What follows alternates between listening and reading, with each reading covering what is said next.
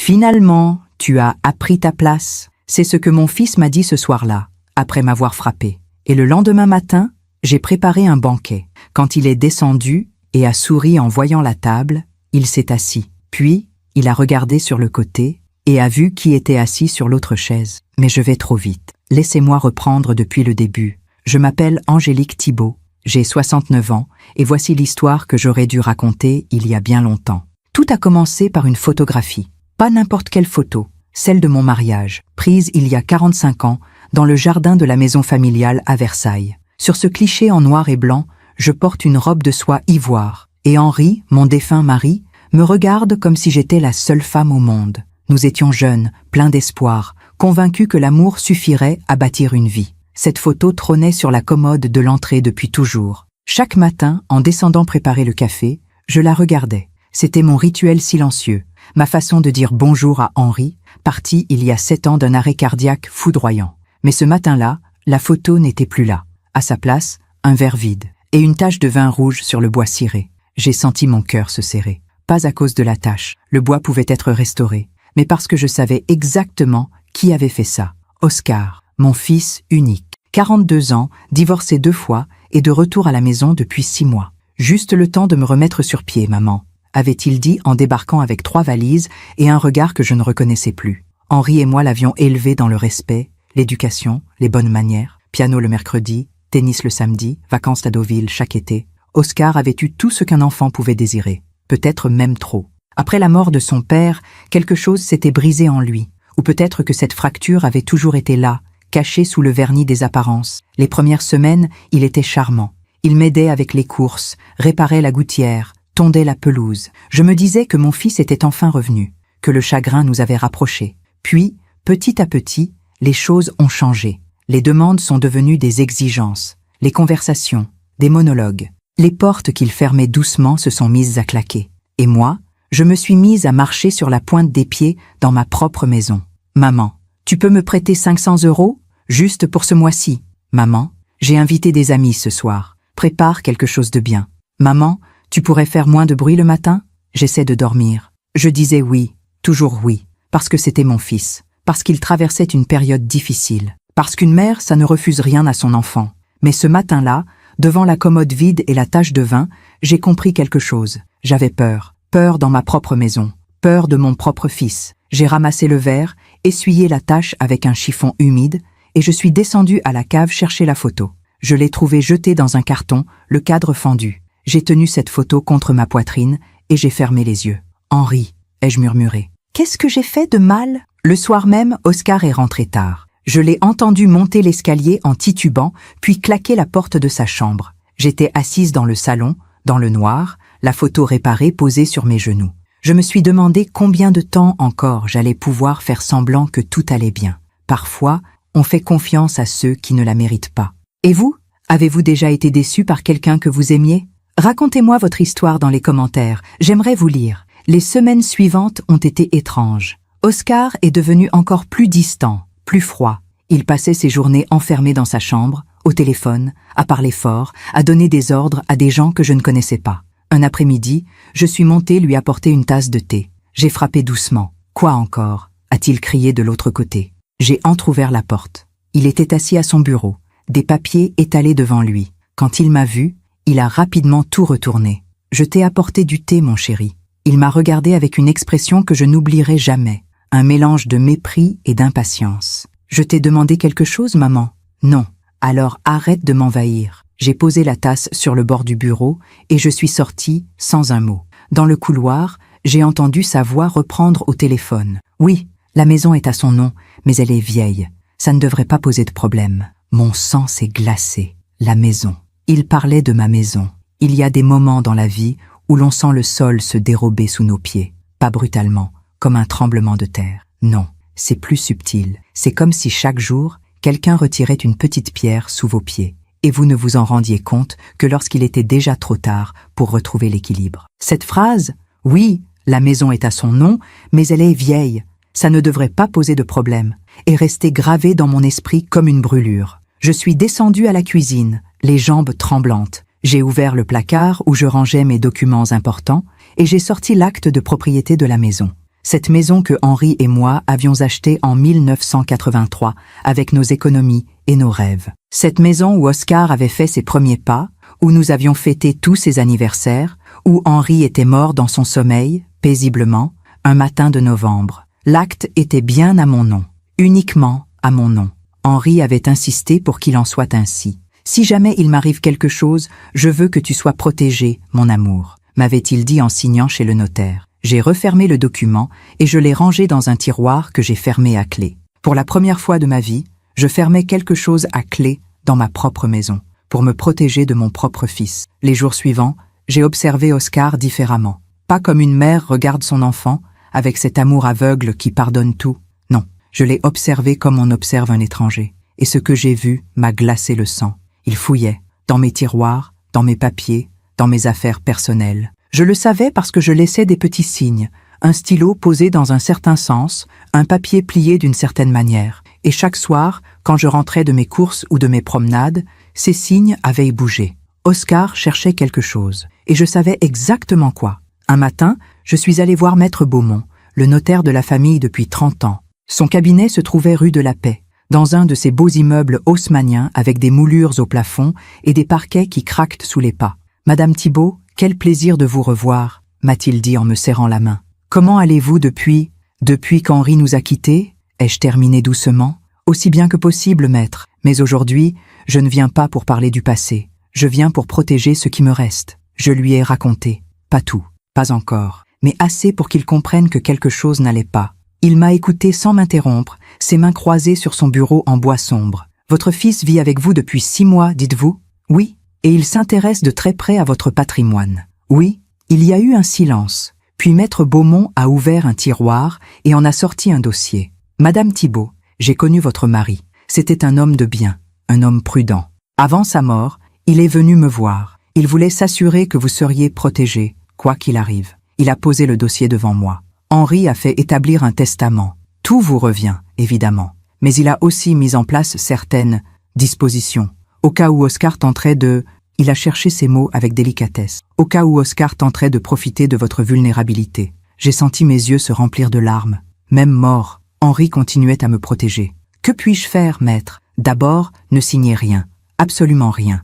Ensuite, si les choses deviennent difficiles, appelez-moi, jour et nuit. Vous avez ma parole. Je suis rentré chez moi avec un sentiment étrange. Un mélange de soulagement et de tristesse. Soulagement de savoir que je n'étais pas seul. Tristesse de réaliser que j'avais besoin de me protéger de mon propre enfant. Ce soir-là, Oscar m'a demandé de l'argent.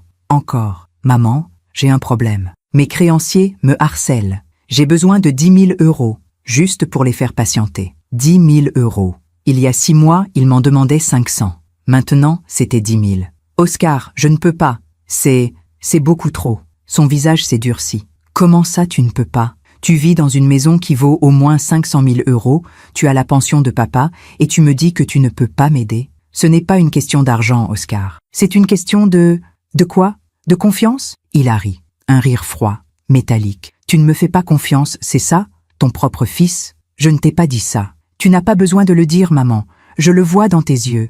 Depuis que papa est mort, tu me regardes comme si j'étais un étranger. Il s'est approché de moi, trop près. Tu sais ce que je pense? Je pense que tu deviens égoïste avec l'âge. Tu t'accroches à ton argent, à ta petite vie tranquille, et tu te fiches bien de savoir que ton fils est en train de couler. Oscar, ce n'est pas juste. J'ai toujours quoi? Toujours été là? Toujours tout donné? Il a secoué la tête. Non, maman, tu as toujours contrôlé. Toi et papa, vous m'avez étouffé toute ma vie avec vos règles, vos attentes, votre perfection bourgeoise. Et maintenant que j'ai besoin d'aide, tu me tournes le dos. Je sentais mon cœur battre si fort que j'avais peur qu'il l'entende. « Je vais te laisser réfléchir », a-t-il dit en se dirigeant vers l'escalier. « Mais je te préviens, maman, je ne suis plus un enfant, et je ne vais pas mendier éternellement. Cette nuit-là, je n'ai pas dormi.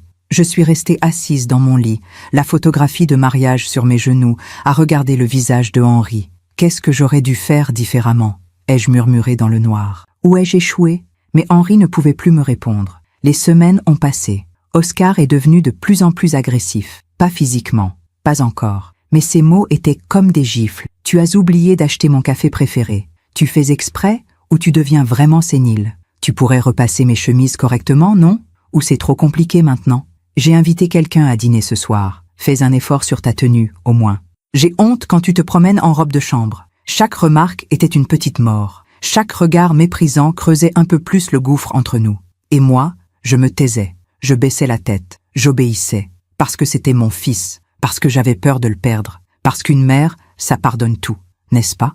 Un après-midi, je suis allée me promener dans le parc de Versailles. C'était un jour gris de novembre, et les feuilles mortes tourbillonnaient sous mes pas. Je me suis assise sur un banc, celui où Henri et moi venions souvent, et j'ai regardé les arbres dénudés. Une femme s'est assise à côté de moi. Elle devait avoir mon âge, peut-être un peu plus jeune. Elle avait un visage doux, des yeux tristes. « C'est beau, même en hiver, n'est-ce pas ?» a-t-elle dit. « Oui, différent, mais beau. » Nous sommes restés silencieuses un moment. Puis elle a ajouté, comme si elle pensait à voix haute, « Mon fils vit avec moi depuis 1 an, depuis son divorce. Au début, je pensais que ça me ferait du bien de ne plus être seule. Mais maintenant, je me sens plus seule que jamais. » Mon cœur a fait un bond.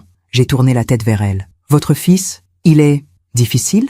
Elle a souri tristement. « C'est un mot gentil pour décrire ce qu'il est devenu. Mais je ne peux rien dire. C'est mon enfant. Et une mère ne peut pas abandonner son enfant, même quand il devient... » Elle n'a pas terminé sa phrase. Elle n'en avait pas besoin. « Comment faites-vous » ai-je demandé doucement. « Je survis. » Elle m'a regardé droit dans les yeux. « Mais je ne vis plus. Il y a une différence, vous savez. » Elle s'est levée, a ajusté son écharpe et m'a souri une dernière fois. « Prenez soin de vous, madame. Et n'oubliez jamais, même une mère a le droit d'être heureuse. » Elle est partie, et je suis restée seule sur ce banc, avec ces mots qui résonnaient dans ma tête. Même une mère a le droit d'être heureuse. Est-ce que j'étais heureuse? Non. J'étais prisonnière, dans ma propre maison, de mon propre fils. Ce soir-là, je suis rentrée avec une nouvelle détermination. Une petite flamme qui s'était allumée au fond de mon cœur. Mais quand j'ai ouvert la porte, j'ai compris que quelque chose n'allait pas. La maison était trop silencieuse. Pas le silence paisible d'une soirée tranquille. Non, le silence lourd, pesant, qui précède l'orage. « Oscar ?» ai-je appelé. Pas de réponse. J'ai monté l'escalier, mon cœur battant de plus en plus fort. La porte de ma chambre était ouverte, grande ouverte, et à l'intérieur, Oscar fouillait dans mon armoire. Mes vêtements étaient jetés sur le lit, mes tiroirs vidés sur le sol. Il cherchait quelque chose avec une frénésie qui faisait peur. « Oscar, qu'est-ce que tu fais ?» Il s'est retourné. Son visage était rouge, ses yeux injectés de sang. « Où est-ce que tu l'as caché ?»« Caché quoi ?» L'acte de propriété, le testament de papa, les documents de la banque, tout. Où est-ce que tu as caché tout ça ? Ce sont mes affaires, Oscar. Tu n'as pas le droit ? J'ai tous les droits, a-t-il hurlé. Je suis ton fils. Cette maison devrait déjà être à moi. Papa me l'avait promise. Ton père ne t'a rien promis de tel. Tu mens. Tu as toujours tout gardé pour toi. L'argent, la maison, l'amour de papa. Et maintenant, tu veux me laisser dans la rue ? Oscar, personne ne veut te mettre dans la rue. Mais cette maison est à moi, et elle le restera. Il y a eu un silence terrible. Un silence où j'ai vu quelque chose se briser définitivement dans les yeux de mon fils. « Très bien », a-t-il dit d'une voix glaciale. « Tu veux jouer comme ça ? On va jouer comme ça. » Il est sorti de la chambre en claquant la porte si fort que les murs ont tremblé. Je me suis assise sur mon lit, au milieu du chaos, et j'ai pleuré. Pleuré pour ce fils que j'avais perdu. Pleuré pour cet enfant qui n'existait plus. Pleuré pour cette vie que je ne reconnaissais plus. Cette nuit-là, j'ai dormi avec ma porte fermée à clé. Pour la première fois de ma vie, j'avais peur de dormir sous mon propre toit. Il y a une différence entre la peur et la terreur. La peur, c'est ce frisson qui vous parcourt l'échine quand vous entendez un bruit suspect dans la nuit. La terreur, c'est quand ce bruit vient de la chambre de votre propre fils et que vous savez qu'il ne dort pas, qu'il attend, qu'il prépare quelque chose. Les jours qui ont suivi cette nuit ont été les plus étranges de ma vie. Oscar ne m'adressait plus la parole. Il passait devant moi comme si j'étais un fantôme. Quand je préparais le dîner, il mangeait debout, dans la cuisine, puis remontait dans sa chambre sans un regard. Quand je lui disais bonjour le matin, il ne répondait pas. Le silence est parfois plus violent que les cris. J'ai continué ma vie comme si de rien n'était. Je faisais mes courses le mardi et le vendredi, comme toujours. Je prenais mon thé à 4 heures de l'après-midi dans le salon, avec un livre. Je regardais les informations à 20 heures. Je cultivais l'illusion de la normalité, mais cette illusion se fissurait un peu plus chaque jour. Un matin, j'ai reçu un appel de la banque. « Madame Thibault, ici Monsieur Renard, votre conseiller. Je vous appelle au sujet d'une demande inhabituelle que nous avons reçue. » Mon cœur s'est serré. Quelle demande ? Votre fils, Oscar Thibault, s'est présenté hier à l'agence. Il prétend avoir une procuration sur vos comptes et souhaite effectuer un virement de 50 000 €. J'ai failli lâcher le téléphone. Une procuration? Je n'ai jamais signé de procuration. C'est bien ce que je pensais. Il a présenté un document, mais quelque chose ne nous a pas paru régulier. Nous avons préféré vérifier directement avec vous avant d'entreprendre quoi que ce soit. Monsieur Renard, je vous en supplie, ne lui donnez rien, pas un centime. Il y a eu un silence. Madame Thibault, pardonnez-moi d'être directe, mais est-ce que tout va bien chez vous? Votre fils semblait très insistant, presque agressif avec notre personnel. Ma voix s'est brisée. Non, monsieur Renard, tout ne va pas bien. Voulez-vous que nous bloquions vos comptes temporairement? Pour votre protection? Oui, s'il vous plaît. C'est fait, madame. Et si vous avez besoin d'aide, n'hésitez pas à... Enfin, nous avons des contacts, des personnes qui peuvent vous conseiller dans ce genre de situation. Après avoir raccroché, je suis restée assise dans le salon, tremblante. Oscar avait falsifié une procuration. Mon fils avait tenté de me voler 50 000 €. Ce n'était plus de la manipulation. C'était de l'escroquerie. Un crime. J'ai repensé à cette femme dans le parc. Même une mère a le droit d'être heureuse. Mais avais-je encore le droit d'être en sécurité? Avais-je le droit de vivre sans avoir peur dans ma propre maison? Cet après-midi-là, pendant que Oscar était sorti, j'ai fait quelque chose que je n'aurais jamais imaginé faire un jour. J'ai monté dans sa chambre. Mon cœur battait si fort que j'entendais le sang pulser dans mes tempes. J'ai ouvert la porte doucement, comme une voleuse dans ma propre maison.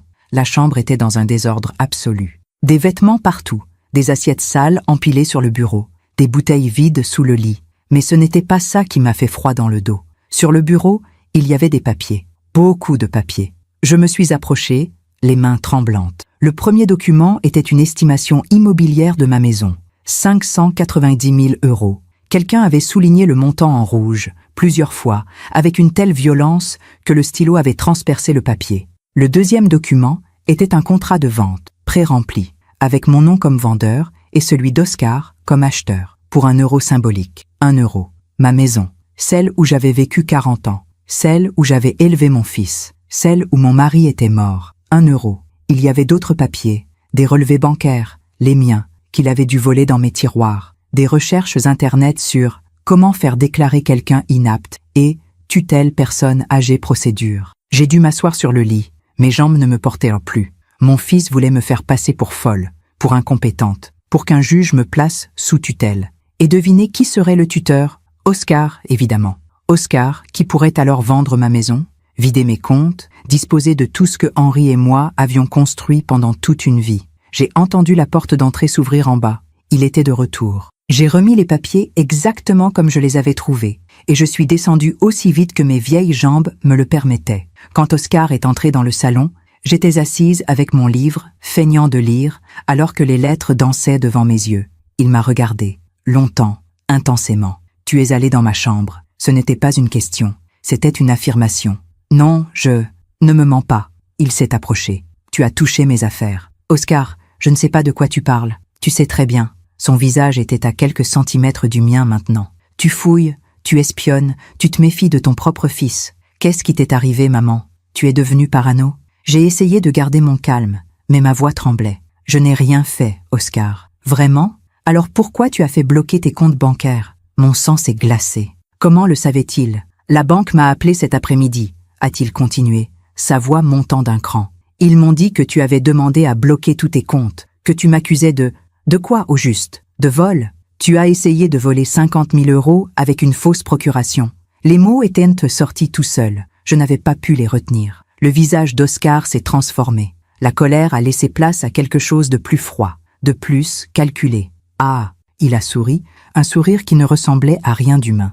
Donc c'est ça. Tu penses vraiment que j'essaie de te voler? Oscar, j'ai vu les papiers, le contrat de vente pour 1 €, les recherches sur la tutelle. Je sais ce que tu prépares. Il y a eu un long silence, puis Oscar a éclaté de rire, un rire qui m'a glacé jusqu'aux os. Tu sais quoi, maman? Tu as raison, je prépare quelque chose. Parce que je ne vais pas rester là à attendre que tu meurs de ta belle mort pour enfin avoir ce qui me revient de droit. Rien ne te revient de droit. Cette maison est à moi. Cette maison aurait dû être à moi dès la mort de papa. Mais non, monsieur avait tout laissé à sa chère petite femme, sans penser une seconde à son fils, à celui qui porte son nom. Ton père t'aimait, Oscar. Mon père me contrôlait, comme toi. Toute ma vie, Vous m'avez étouffé avec vos règles, vos attentes, votre morale bourgeoise à la con. Ne parle pas de ton père comme ça. Je parlerai comme je veux. Il a hurlé si fort que j'ai sursauté. C'est ma maison aussi, j'y ai grandi, j'y ai des souvenirs, et tu n'as pas le droit de me la prendre. Je ne te prends rien, c'est ma maison, plus pour longtemps. Ces mots ont flotté dans l'air, comme une menace. Qu'est-ce que tu veux dire? Il s'est penché vers moi, et j'ai vu dans ses yeux quelque chose que je n'avais jamais vu auparavant. Quelque chose de sombre, de dangereux. Tu commences à oublier des choses, maman. Tu perds la tête. Tout le monde peut le voir. Le facteur, la voisine, le pharmacien. Tout le monde remarque que tu n'es plus toi-même. C'est faux. Vraiment? Alors pourquoi tu poses 3 fois la même question en 1 heure? Pourquoi tu oublies où tu as mis tes clés? Pourquoi tu te promènes en chemise de nuit en pleine journée? Je n'ai jamais... Si, tu l'as fait, et j'ai des témoins qui le confirmeront. J'ai compris. Il mentait. Il construisait un scénario. Il manipulait la réalité pour me faire passer pour sénile. Tu es en train de me détruire, ai-je murmuré. Non, maman. Je suis en train de reprendre ce qui m'appartient. Il est sorti du salon, me laissant seule, tremblante, au bord des larmes. Cette nuit-là, j'ai à peine dormi. Chaque bruit me faisait sursauter. Chaque craquement du parquet me glaçait le sang. Vers 3 heures du matin, j'ai entendu Oscar descendre. J'ai entendu ses pas dans le couloir. Puis ils se sont arrêtés. Devant ma porte, il est resté là, immobile, pendant ce qui m'a semblé une éternité. Puis il est remonté. Au petit matin, j'ai pris une décision. Je ne pouvais plus rester passive. Je ne pouvais plus attendre que les choses empirent. J'ai appelé Maître Beaumont. « Maître, j'ai besoin de vous voir. Aujourd'hui. C'est urgent. » Sa voix était calme, rassurante. « Je vous attends à 14 heures, Madame Thibault. » Dans son bureau, j'ai tout raconté. Les menaces, la fausse procuration, les papiers dans sa chambre, les recherches sur la tutelle, tout. Maître Beaumont écoutait, les doigts croisés, le visage grave. Quand j'ai terminé, il y a eu un long silence. « Madame Thibault, ce que vous me décrivez est extrêmement préoccupant.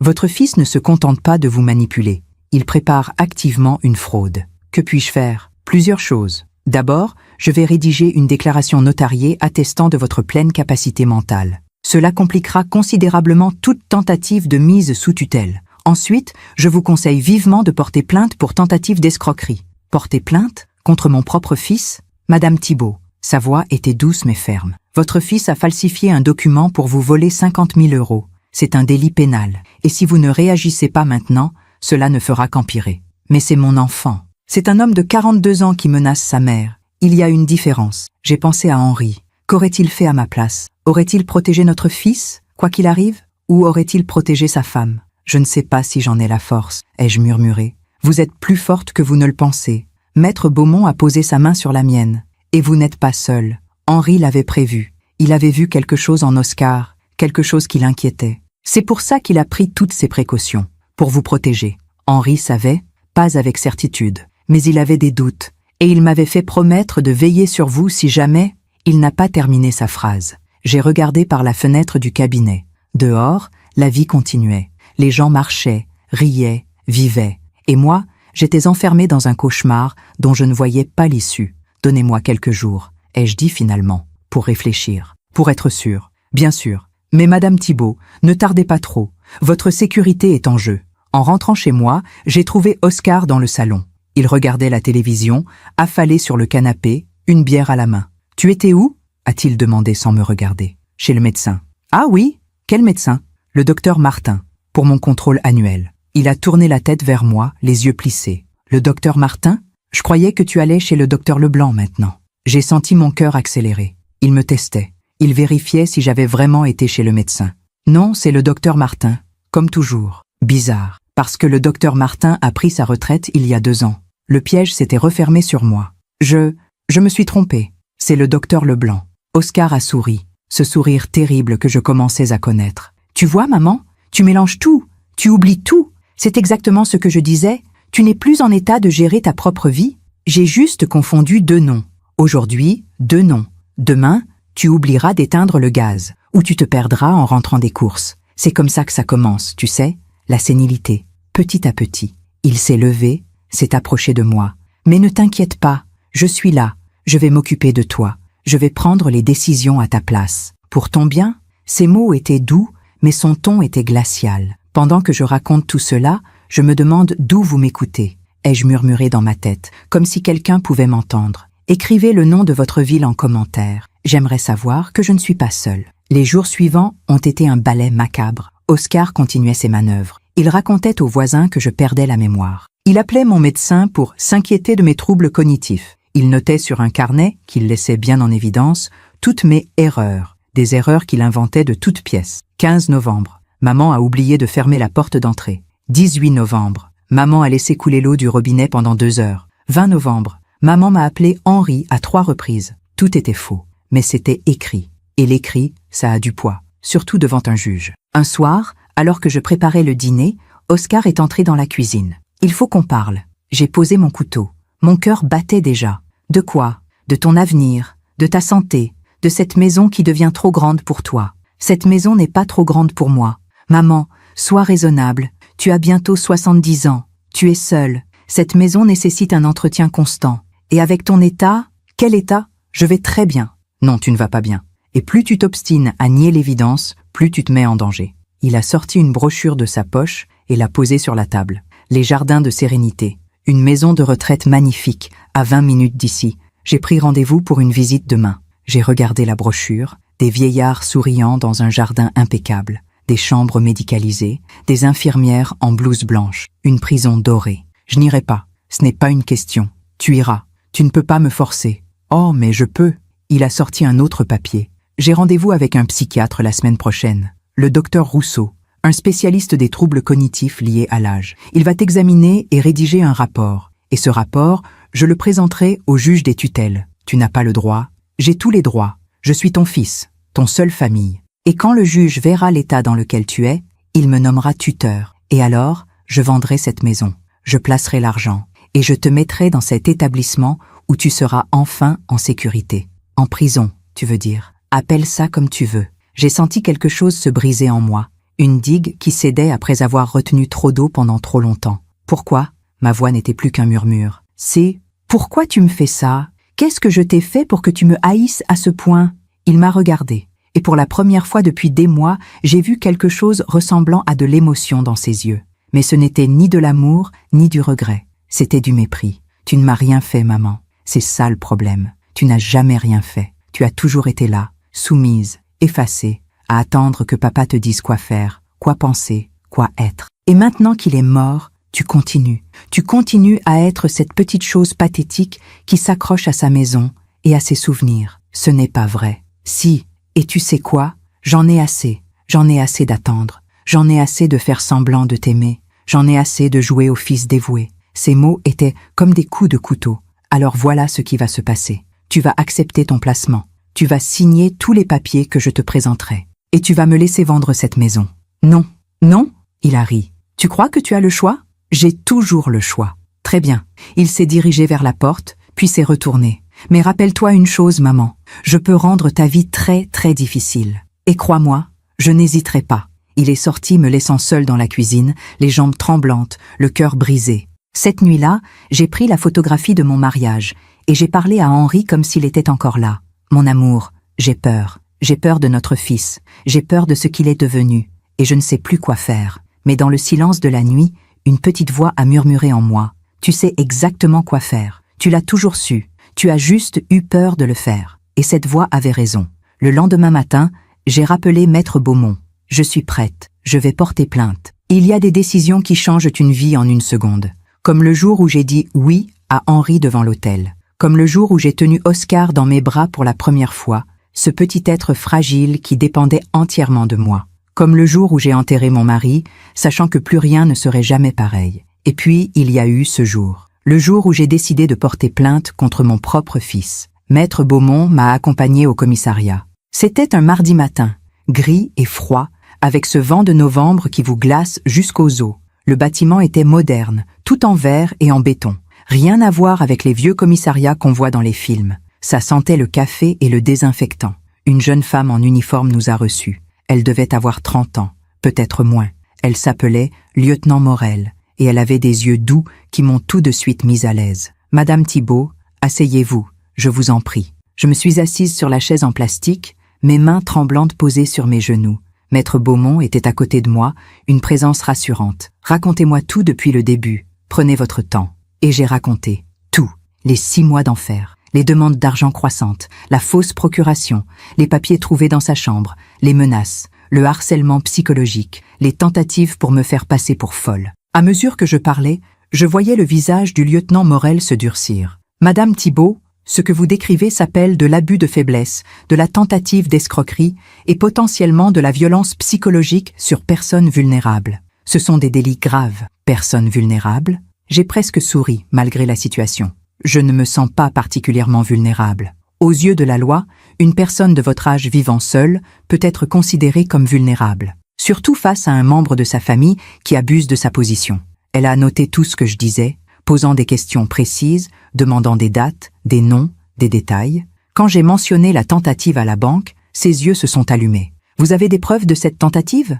La banque a tout gardé en dossier. Monsieur Renard, mon conseiller, peut témoigner. Parfait. Et les documents que vous avez trouvés dans sa chambre? J'ai eu peur de les prendre. C'était chez lui. Je comprends. Mais nous allons avoir besoin de ces documents. Avec votre autorisation, nous pourrions procéder à une perquisition. Une perquisition. Chez moi, dans la maison où j'avais vécu toute ma vie d'adulte. L'idée était surréaliste. Oui, ai-je murmuré. Faites ce qu'il faut. Le lieutenant Morel a continué à écrire, puis elle a levé les yeux vers moi. Madame Thibault, je dois vous poser une question difficile. Votre fils a-t-il déjà été violent physiquement avec vous? Non, jamais. Je me suis arrêtée. Enfin, pas encore, mais j'ai peur qu'il le devienne. Il y a quelque chose dans ses yeux. Parfois, je comprends. Écoutez, nous allons ouvrir une enquête. Dans un premier temps, nous allons convoquer votre fils pour l'entendre. Nous allons saisir les documents bancaires, interroger les témoins. Cela prendra du temps, mais nous prendrons cette affaire très au sérieux. Combien de temps? Quelques semaines, peut-être plus. En attendant, avez-vous un endroit où aller? De la famille? Des amis? Non, je n'ai personne. Et si vous restiez chez vous, pensez-vous être en sécurité? J'ai regardé Maître Beaumont. Il a pris la parole. Lieutenant, puis-je suggérer une ordonnance de protection? Quelque chose qui interdirait à Oscar Thibault de s'approcher de sa mère? C'est possible, mais cela nécessite une décision du juge. Et tant qu'il n'y a pas eu de violence physique avérée, il y a eu des menaces verbales, oui, mais sans témoin, sans enregistrement. Je comprenais, la justice avait besoin de preuves tangibles. Des mots prononcés dans l'intimité d'une maison n'avaient pas de poids devant un tribunal. En attendant, Madame Thibault, je vous conseille vivement de ne pas rester seule avec lui. Ayez toujours votre téléphone sur vous. Et si jamais il devient violent, même verbalement, appelez immédiatement le 17. Nous interviendrons. Quand je suis sortie du commissariat, j'avais l'impression d'avoir couru un marathon. J'étais épuisée, vidée, mais aussi soulagée. J'avais franchi le pas. J'avais dit la vérité à voix haute. J'avais cessé d'être complice de mon propre calvaire. Vous avez été très courageuse, m'a dit Maître Beaumont en me raccompagnant à ma voiture. Je ne me sens pas courageuse. Je me sens coupable. C'est mon fils. Je viens de le dénoncer à la police. Vous ne l'avez pas dénoncé. Vous vous êtes protégée. Ce n'est pas la même chose. Pour une mère, si. En rentrant chez moi, j'ai trouvé la maison vide. La voiture d'Oscar n'était pas dans l'allée. J'ai monté dans ma chambre et je me suis assise sur mon lit. La photographie de mariage entre mes mains. Henri, j'espère que je fais ce qu'il faut. J'espère que tu ne m'en veux pas. Mon téléphone a sonné. C'était un numéro inconnu. Allô? Madame Thibault? Ici le docteur Rousseau. Je vous appelle au sujet du rendez-vous que votre fils a pris pour vous. Mon cœur a bondi. Le psychiatre. Celui qui devait m'examiner pour le dossier de tutelle. Je voulais vous prévenir personnellement que j'ai annulé ce rendez-vous. Votre fils a insisté, mais après avoir vérifié certaines informations, j'ai des doutes sur la légitimité de sa démarche. Comment ça? Il prétendait que vous présentiez des troubles cognitifs sévères, mais quand j'ai contacté votre médecin traitant, le docteur Leblanc, il m'a assuré que vous étiez en parfaite santé mentale. Votre dernier bilan cognitif, réalisé il y a 3 mois, était tout à fait normal. J'ai senti mes yeux se remplir de larmes. Le docteur Leblanc, mon médecin depuis 20 ans, il m'avait protégé sans même que je le lui demande. Je ne savais pas. De plus, Madame Thibault, votre fils m'a offert une somme d'argent importante pour que je rédige un rapport, orienté. Je trouve cette pratique non seulement contraire à l'éthique, mais aussi extrêmement préoccupante. Il a essayé de vous corrompre? En des termes plus directs, oui. Je vous conseille vivement de consulter un avocat si ce n'est pas déjà fait. Votre fils semble avoir des intentions qui ne sont pas dans votre intérêt. Merci, docteur. Merci infiniment. Après avoir raccroché, je suis restée assise dans le silence. Oscar avait essayé de corrompre un psychiatre. Il était prêt à aller jusque-là. Jusqu'où irait-il encore? Oscar est rentré en fin d'après-midi. J'étais dans la cuisine, préparant une soupe. Il est entré, a ouvert le réfrigérateur, pris une bière, et s'est appuyé contre le plan de travail. « Tu as passé une bonne journée ?» a-t-il demandé d'un ton faussement décontracté. « Normal. Tu es sorti ?»« Oui. Faire quelques courses. »« Juste des courses ?» J'ai continué à couper mes légumes, essayant de garder mes mains stables. « Oui. Pourquoi ? Parce que j'ai reçu un appel étrange. Du docteur Rousseau. Il a annulé ton rendez-vous. »« Ah bon ? Tu ne savais pas ? » ?»« Non. » Il s'est approché. Trop près. Comme toujours. Il m'a dit que tu étais en parfaite santé mentale, que ton médecin traitant l'avait confirmé. C'est bizarre, non ? Parce que moi, je te vois oublier des choses tous les jours. Peut-être que tu vois ce que tu veux voir. Les mots étaient sortis avant que je puisse les retenir. Oscar a froncé les sourcils. Qu'est-ce que tu insinues ? Rien. Non, vas-y. Dis-le. Tu penses que j'invente ? Que je mens ? Je ne pense rien. Tu sais quoi, maman ? Sa voix était devenue glaciale. Tu commences vraiment à m'énerver. Il a posé sa bière avec un bruit sec et est sorti de la cuisine. J'ai lâché mon couteau.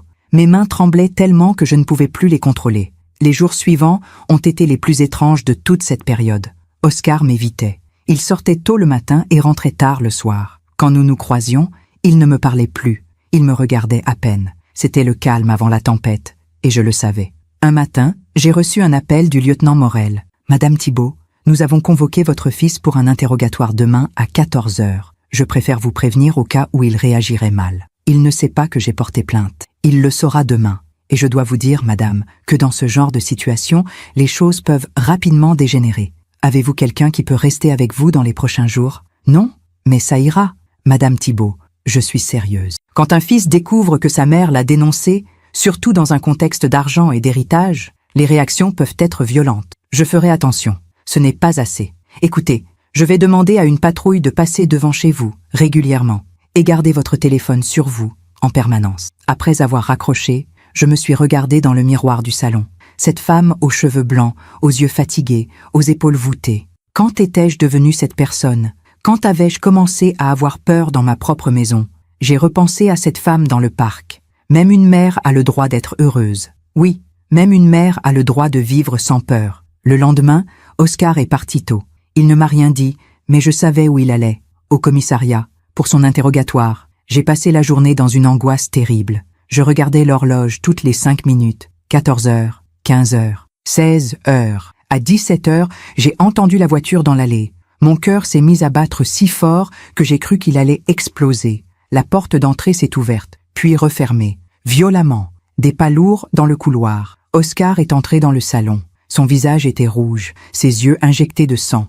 Il tremblait de rage. « Toi !» Sa voix était à peine humaine. « C'était toi !» J'ai reculé instinctivement. Oscar, tu es allé voir les flics, tu as porté plainte contre moi, ton propre fils. Ferme-la !»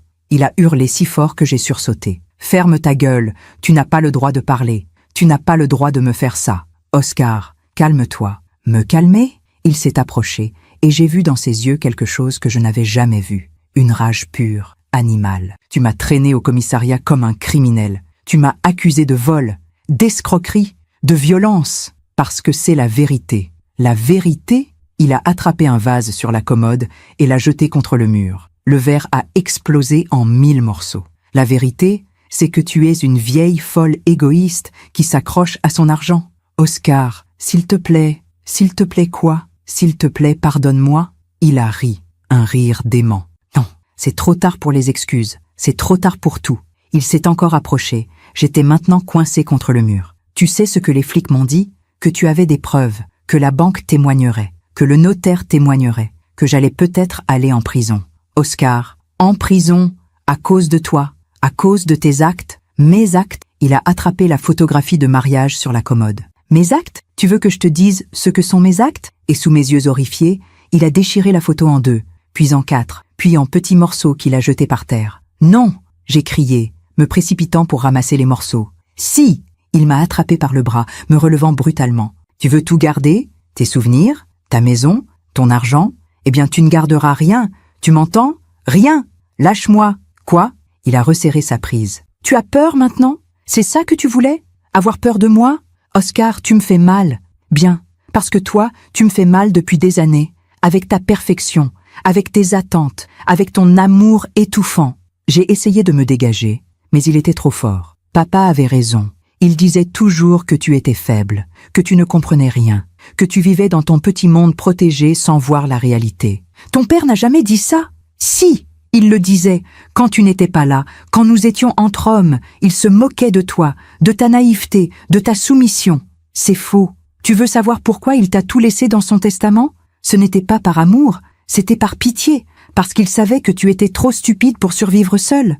Les larmes coulaient sur mes joues maintenant. Arrête. Non, tu vas m'écouter pour une fois dans ta vie. Il m'a poussé contre le mur. Papa te méprisait. Moi, je te méprise. Tout le monde te méprise. Et tu sais pourquoi? Parce que tu n'es rien. Tu n'as jamais été rien. Et puis il a levé la main. J'ai fermé les yeux, attendant le coup. Mais il ne venait pas. Quand j'ai rouvert les yeux, Oscar me regardait, la main en l'air, tremblant. Et dans ses yeux, j'ai vu quelque chose se briser. Ou peut-être se révéler. Il a baissé la main, m'a lâché, a reculé. Tu vois ce que tu me fais? Tu vois ce que tu fais de moi? Il est sorti du salon, est monté dans sa chambre et a claqué la porte. Je me suis effondrée sur le sol, au milieu des morceaux de la photographie déchirée, et j'ai pleuré. Pleuré comme je n'avais jamais pleuré. Pleuré pour ce fils que j'avais perdu. Pleuré pour ce mariage détruit. Pleuré pour cette vie brisée. Et au milieu de ces larmes, j'ai entendu cette petite voix. Cette voix qui n'avait cessé de grandir en moi depuis des semaines. C'est fini. Tu ne peux plus vivre comme ça. Il faut que ça s'arrête. J'ai ramassé les morceaux de la photo, un par un, comme on ramasse les morceaux de sa propre vie. Et j'ai pris une décision. Cette nuit-là, je n'ai pas dormi dans ma chambre. J'ai dormi dans le salon, avec la porte fermée à clé et une chaise coincée sous la poignée. J'avais mon téléphone dans une main, prête à appeler la police au moindre bruit. Mais Oscar n'est pas descendu. Le silence était pesant, étouffant. Un silence chargé de menaces non dites. Au petit matin, j'ai entendu sa porte s'ouvrir, ses pas dans l'escalier. Il est passé devant le salon sans s'arrêter, a pris ses clés et est sorti. Dès que j'ai entendu sa voiture partir, j'ai appelé Maître Beaumont. « Maître, il faut que je vous voie. Aujourd'hui. Maintenant. » Que s'est-il passé? Il sait, pour la plainte. Et ma voix s'est brisée. Je ne peux plus rester dans cette maison. Venez immédiatement à mon cabinet. Et Madame Thibault, ne restez pas seule. Dans le bureau de Maître Beaumont, j'ai tout raconté. L'altercation, les menaces, la violence contenue, la photo déchirée. Il ne m'a pas frappé, ai-je dit. Mais il était sur le point de le faire. Je l'ai vu dans ses yeux. Maître Beaumont avait l'air grave, préoccupé. « Madame Thibault, la situation est devenue trop dangereuse. Je vais immédiatement demander une ordonnance de protection d'urgence. En attendant, vous ne pouvez absolument pas rentrer chez vous. Mais où vais-je aller? Avez-vous de la famille? Des amis? Non, personne. » Il a réfléchi un instant. Il existe des structures d'accueil temporaire pour les personnes en situation de violence familiale. Je peux vous mettre en contact. Une structure d'accueil? Comme un refuge? Temporairement, oui. L'idée me semblait irréelle. Moi, Angélique Thibault, 69 ans, bourgeoise de Versailles, dans un refuge pour femmes battues. Mais n'était-ce pas ce que j'étais devenue? Une femme battue. Pas physiquement, pas encore, mais battue quand même. Je me demande encore si j'ai fait le bon choix, ai-je murmuré. Et vous? Qu'auriez-vous fait à ma place? Maître Beaumont a posé sa main sur la mienne. Vous avez fait le seul choix possible. Le choix de survivre. Je n'ai pas fini dans un refuge. Maître Beaumont a contacté une de ses clientes, Madame Roussel, une veuve qui louait une chambre dans sa grande maison à Saint-Germain-en-Laye. Elle m'a accueilli avec une gentillesse qui m'a fait monter les larmes aux yeux. Restez aussi longtemps que nécessaire, ma chère. Une femme ne devrait jamais avoir peur chez elle. Le soir même, accompagnée par 2 policiers, je suis retournée chez moi pour récupérer quelques affaires. Oscar n'était pas là. J'ai fait ma valise en tremblant, prenant l'essentiel. Vêtements, documents, médicaments, et les morceaux de la photographie déchirée, que j'ai glissés dans une enveloppe. Quand je suis partie, j'ai regardé une dernière fois cette maison qui avait été mon foyer pendant 40 ans. Cette maison où j'avais été heureuse. Cette maison qui était devenue une prison. Au revoir, ai-je murmuré. Je ne savais pas encore que ce n'était qu'un au revoir temporaire. Il y a quelque chose d'étrange à dormir dans un lit qui n'est pas le vôtre. Les draps ont une odeur différente. Les bruits de la maison sont inconnus. La lumière entre par la fenêtre sous un angle que vous ne reconnaissez pas. Vous vous réveillez en sursaut, désorienté, en vous demandant pendant quelques secondes où vous êtes. Et puis la réalité vous rattrape, comme une vague glacée. Vous êtes une réfugiée dans votre propre ville, à cause de votre propre fils. Chez Madame Roussel, j'avais une chambre au 2e étage, avec une vue sur un petit jardin où les dernières roses de novembre s'accrochaient désespérément à la vie. C'était joli, paisible, confortable. Mais ce n'était pas chez moi. La première nuit, je n'ai pas fermé l'œil. J'écoutais les bruits, guettant des pas qui ne viendraient pas, imaginant Oscar en train de défoncer la porte. Mon téléphone était sous mon oreiller, prêt à composer le 17 au moindre signe de danger. Mais personne n'est venu. Oscar ne savait même pas où j'étais. Au petit matin, Madame Roussel a frappé doucement à ma porte. « Madame Thibault, je vous ai préparé du thé. Si vous voulez descendre, nous avons pris le petit déjeuner ensemble dans sa cuisine ensoleillée. » Elle avait 80 ans, des mains noueuses par l'arthrite, mais des yeux pétillants de vivacité. « Vous savez, a-t-elle dit en versant le thé, mon mari est mort il y a 15 ans. Cancer. Nous n'avons jamais eu d'enfant. Pendant longtemps, je me suis dit que c'était une malédiction. Mais en vous écoutant, en écoutant ce que votre fils vous a fait subir, je me demande si ce n'était pas une bénédiction. On ne peut pas généraliser. Il y a des enfants merveilleux. Oui, mais il y en a aussi qui deviennent des monstres. Elle a bu une gorgée de thé. Et le pire, c'est que leur mère continue à les aimer quand même, à les excuser, à se sacrifier pour eux. Ces mots ont résonné en moi comme une cloche. Vous m'aimez encore, n'est-ce pas, votre Oscar? J'ai regardé ma tasse. Le thé fumait doucement. Je ne sais plus ce qu'est l'amour. Est-ce que l'amour, c'est accepter d'être détruit? Est-ce que l'amour, c'est fermer les yeux sur la violence, sur le mensonge, sur la manipulation? Non, a répondu Madame Roussel fermement. Ça, ce n'est pas de l'amour. C'est de la peur déguisée en amour. De la peur déguisée en amour. Ces mots sont restés gravés dans mon esprit toute la journée. Maître Beaumont m'a appelé en fin de matinée. « Madame Thibault, j'ai une bonne nouvelle et une moins bonne. La bonne, c'est que le juge a accepté d'examiner notre demande d'ordonnance de protection en urgence. L'audience est fixée à après-demain. Et la moins bonne, Oscar a engagé un avocat, Maître Fontaine, un spécialiste du droit de la famille, réputé pour être, comment dire, particulièrement agressif dans sa défense. Mon cœur s'est serré. Qu'est-ce que ça signifie? Que votre fils ne compte pas se laisser faire. Il va contester la plainte, nier les faits, et probablement vous présenter comme une personne confuse, manipulée par votre notaire. Mais c'est faux, je sais, et nous avons les preuves pour le démontrer. Mais préparez-vous, Madame Thibault. L'audience risque d'être éprouvante. Éprouvante. Le mot était faible. Les 2 jours suivants ont passé dans un brouillard. Je sortais à peine de ma chambre. Madame Roussel me montait des plateaux que je touchais à peine. J'avais l'estomac noué en permanence. La veille de l'audience, j'ai reçu un message d'Oscar. « Maman, je sais que tu es chez Maître Beaumont ou dans un hôtel. Je sais que tu as peur, mais tu n'as aucune raison d'avoir peur. Je suis ton fils. Je t'aime. Tout ce que je veux, c'est prendre soin de toi. Pourquoi tu ne comprends pas ça? Appelle-moi, s'il te plaît, avant qu'il ne soit trop tard. » J'ai lu et relu ce message 20 fois. Sa voix semblait sincère, presque désespérée. Était-ce une manipulation? Ou y avait-il encore, quelque part au fond de lui, un reste du petit garçon que j'avais bercé dans mes bras? J'ai appelé Maître Beaumont. Il m'a envoyé un message. Ne répondez pas, c'est exactement ce qu'il veut. Vous déstabiliser avant l'audience. Mais si c'était sincère, si j'avais mal compris, si... Madame Thibault. Sa voix était douce mais ferme. Un homme qui essaie de vous voler votre maison, qui falsifie des documents, qui tente de vous faire passer pour folle, qui détruit vos biens et vous menace de violence n'est pas un homme sincère. C'est un homme dangereux. Mais c'est mon fils. Ce n'est plus un argument. Plus maintenant. Il avait raison. Mais mon cœur, lui, refusait encore de l'accepter complètement. Le jour de l'audience, je me suis habillée avec soin. Un tailleur bleu marine que Henri aimait. Un chemisier blanc. Mes perles. Je voulais avoir l'air digne, solide. Pas comme une vieille femme confuse et manipulable. Dans le miroir, j'ai vu une étrangère. Une femme que je ne reconnaissais pas, plus maigre qu'avant. Des cernes profonds sous les yeux. Des rides qui semblaient en s'être creusées en quelques semaines seulement. Courage, ai-je murmuré à mon reflet. Juste aujourd'hui. Juste cette épreuve. Le tribunal se trouvait dans un bâtiment moderne, tout en verre et en acier. Maître Beaumont m'attendait à l'entrée. Il portait sa robe d'avocat et cela m'a étrangement rassuré. Quelqu'un était là pour me défendre. Vous êtes prête? Non, mais je n'ai pas le choix. Vous avez toujours le choix, Madame Thibault. Et aujourd'hui, vous choisissez de vous battre. Nous sommes entrés dans la salle d'audience. C'était plus petit que je ne l'imaginais. Quelques rangées de sièges, une tribune pour le juge, des tables pour les avocats, et Oscar. Il était assis à côté de son avocat, un homme d'une 50aine d'années, aux cheveux gris impeccablement coiffés, au costume 3 pièces parfait. Oscar portait lui aussi un costume. Je ne l'avais pas vu en costume depuis l'enterrement de son père. Quand nos regards se sont croisés, j'ai vu quelque chose passer dans ses yeux. De la colère? De la tristesse? Du regret? Je ne savais plus lire mon propre fils. Il a détourné le regard le premier. Le juge est entré.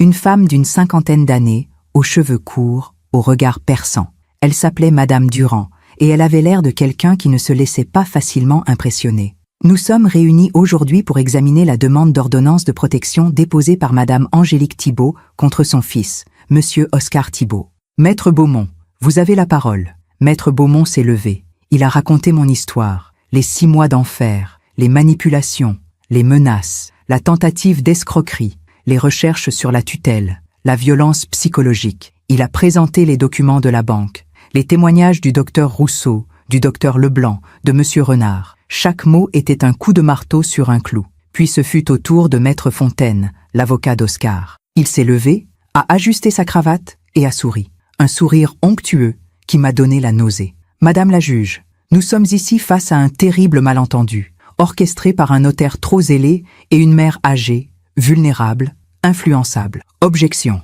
a dit Maître Beaumont. Madame Thibault a été examinée par 2 médecins qui attestent de sa pleine capacité mentale. Certes, a continué Maître Fontaine, imperturbable. Mais est-elle vraiment libre de ses décisions? Ou a-t-elle été manipulée par son notaire qui voit en cette affaire une opportunité de... Objection, c'est une accusation sans fondement. Messieurs, s'il vous plaît, a coupé la juge. Maître Fontaine, contentez-vous des faits. L'avocat d'Oscar a changé de tactique. Très bien, parlons des faits.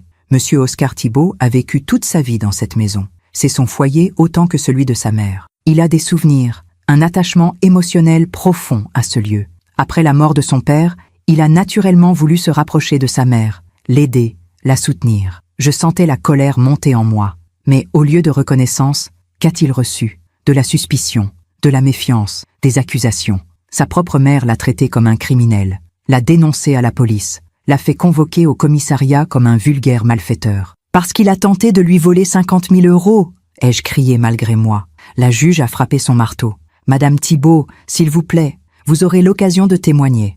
Maître Fontaine a continué, impassible. Il y a eu un malentendu concernant des documents bancaires. Monsieur Thibault pensait avoir l'autorisation de sa mère. Une simple erreur de communication, rien de plus. Une erreur? Maître Beaumont s'est levé. Il a falsifié une procuration.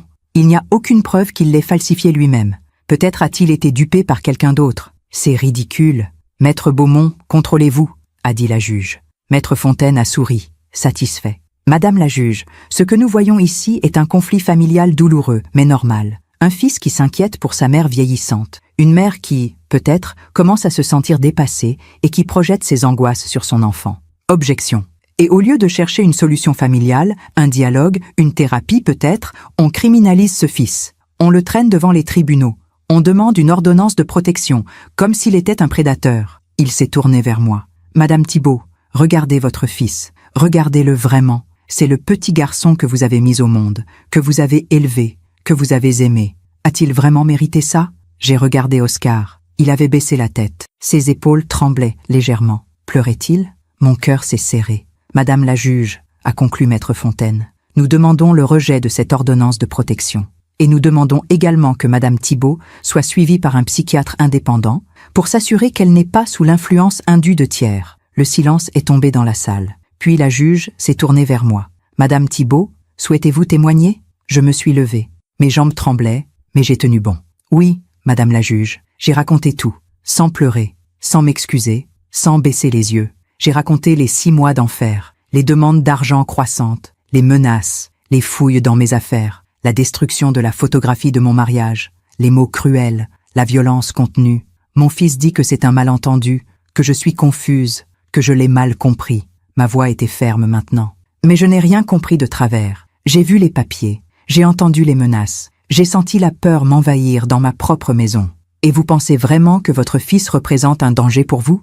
A demandé la juge. Oui, pas physiquement, pas encore, mais psychologiquement, financièrement, moralement. Mon fils n'est plus l'enfant que j'ai élevé. Il est devenu quelqu'un que je ne reconnais pas, quelqu'un qui me voit comme un obstacle, comme une chose dont il faut se débarrasser pour obtenir ce qu'il veut. Je me suis tournée vers Oscar. Je t'ai aimé, Oscar, de tout mon cœur. J'ai tout fait pour toi. Ton père et moi, nous t'avons donné tout ce que nous pouvions.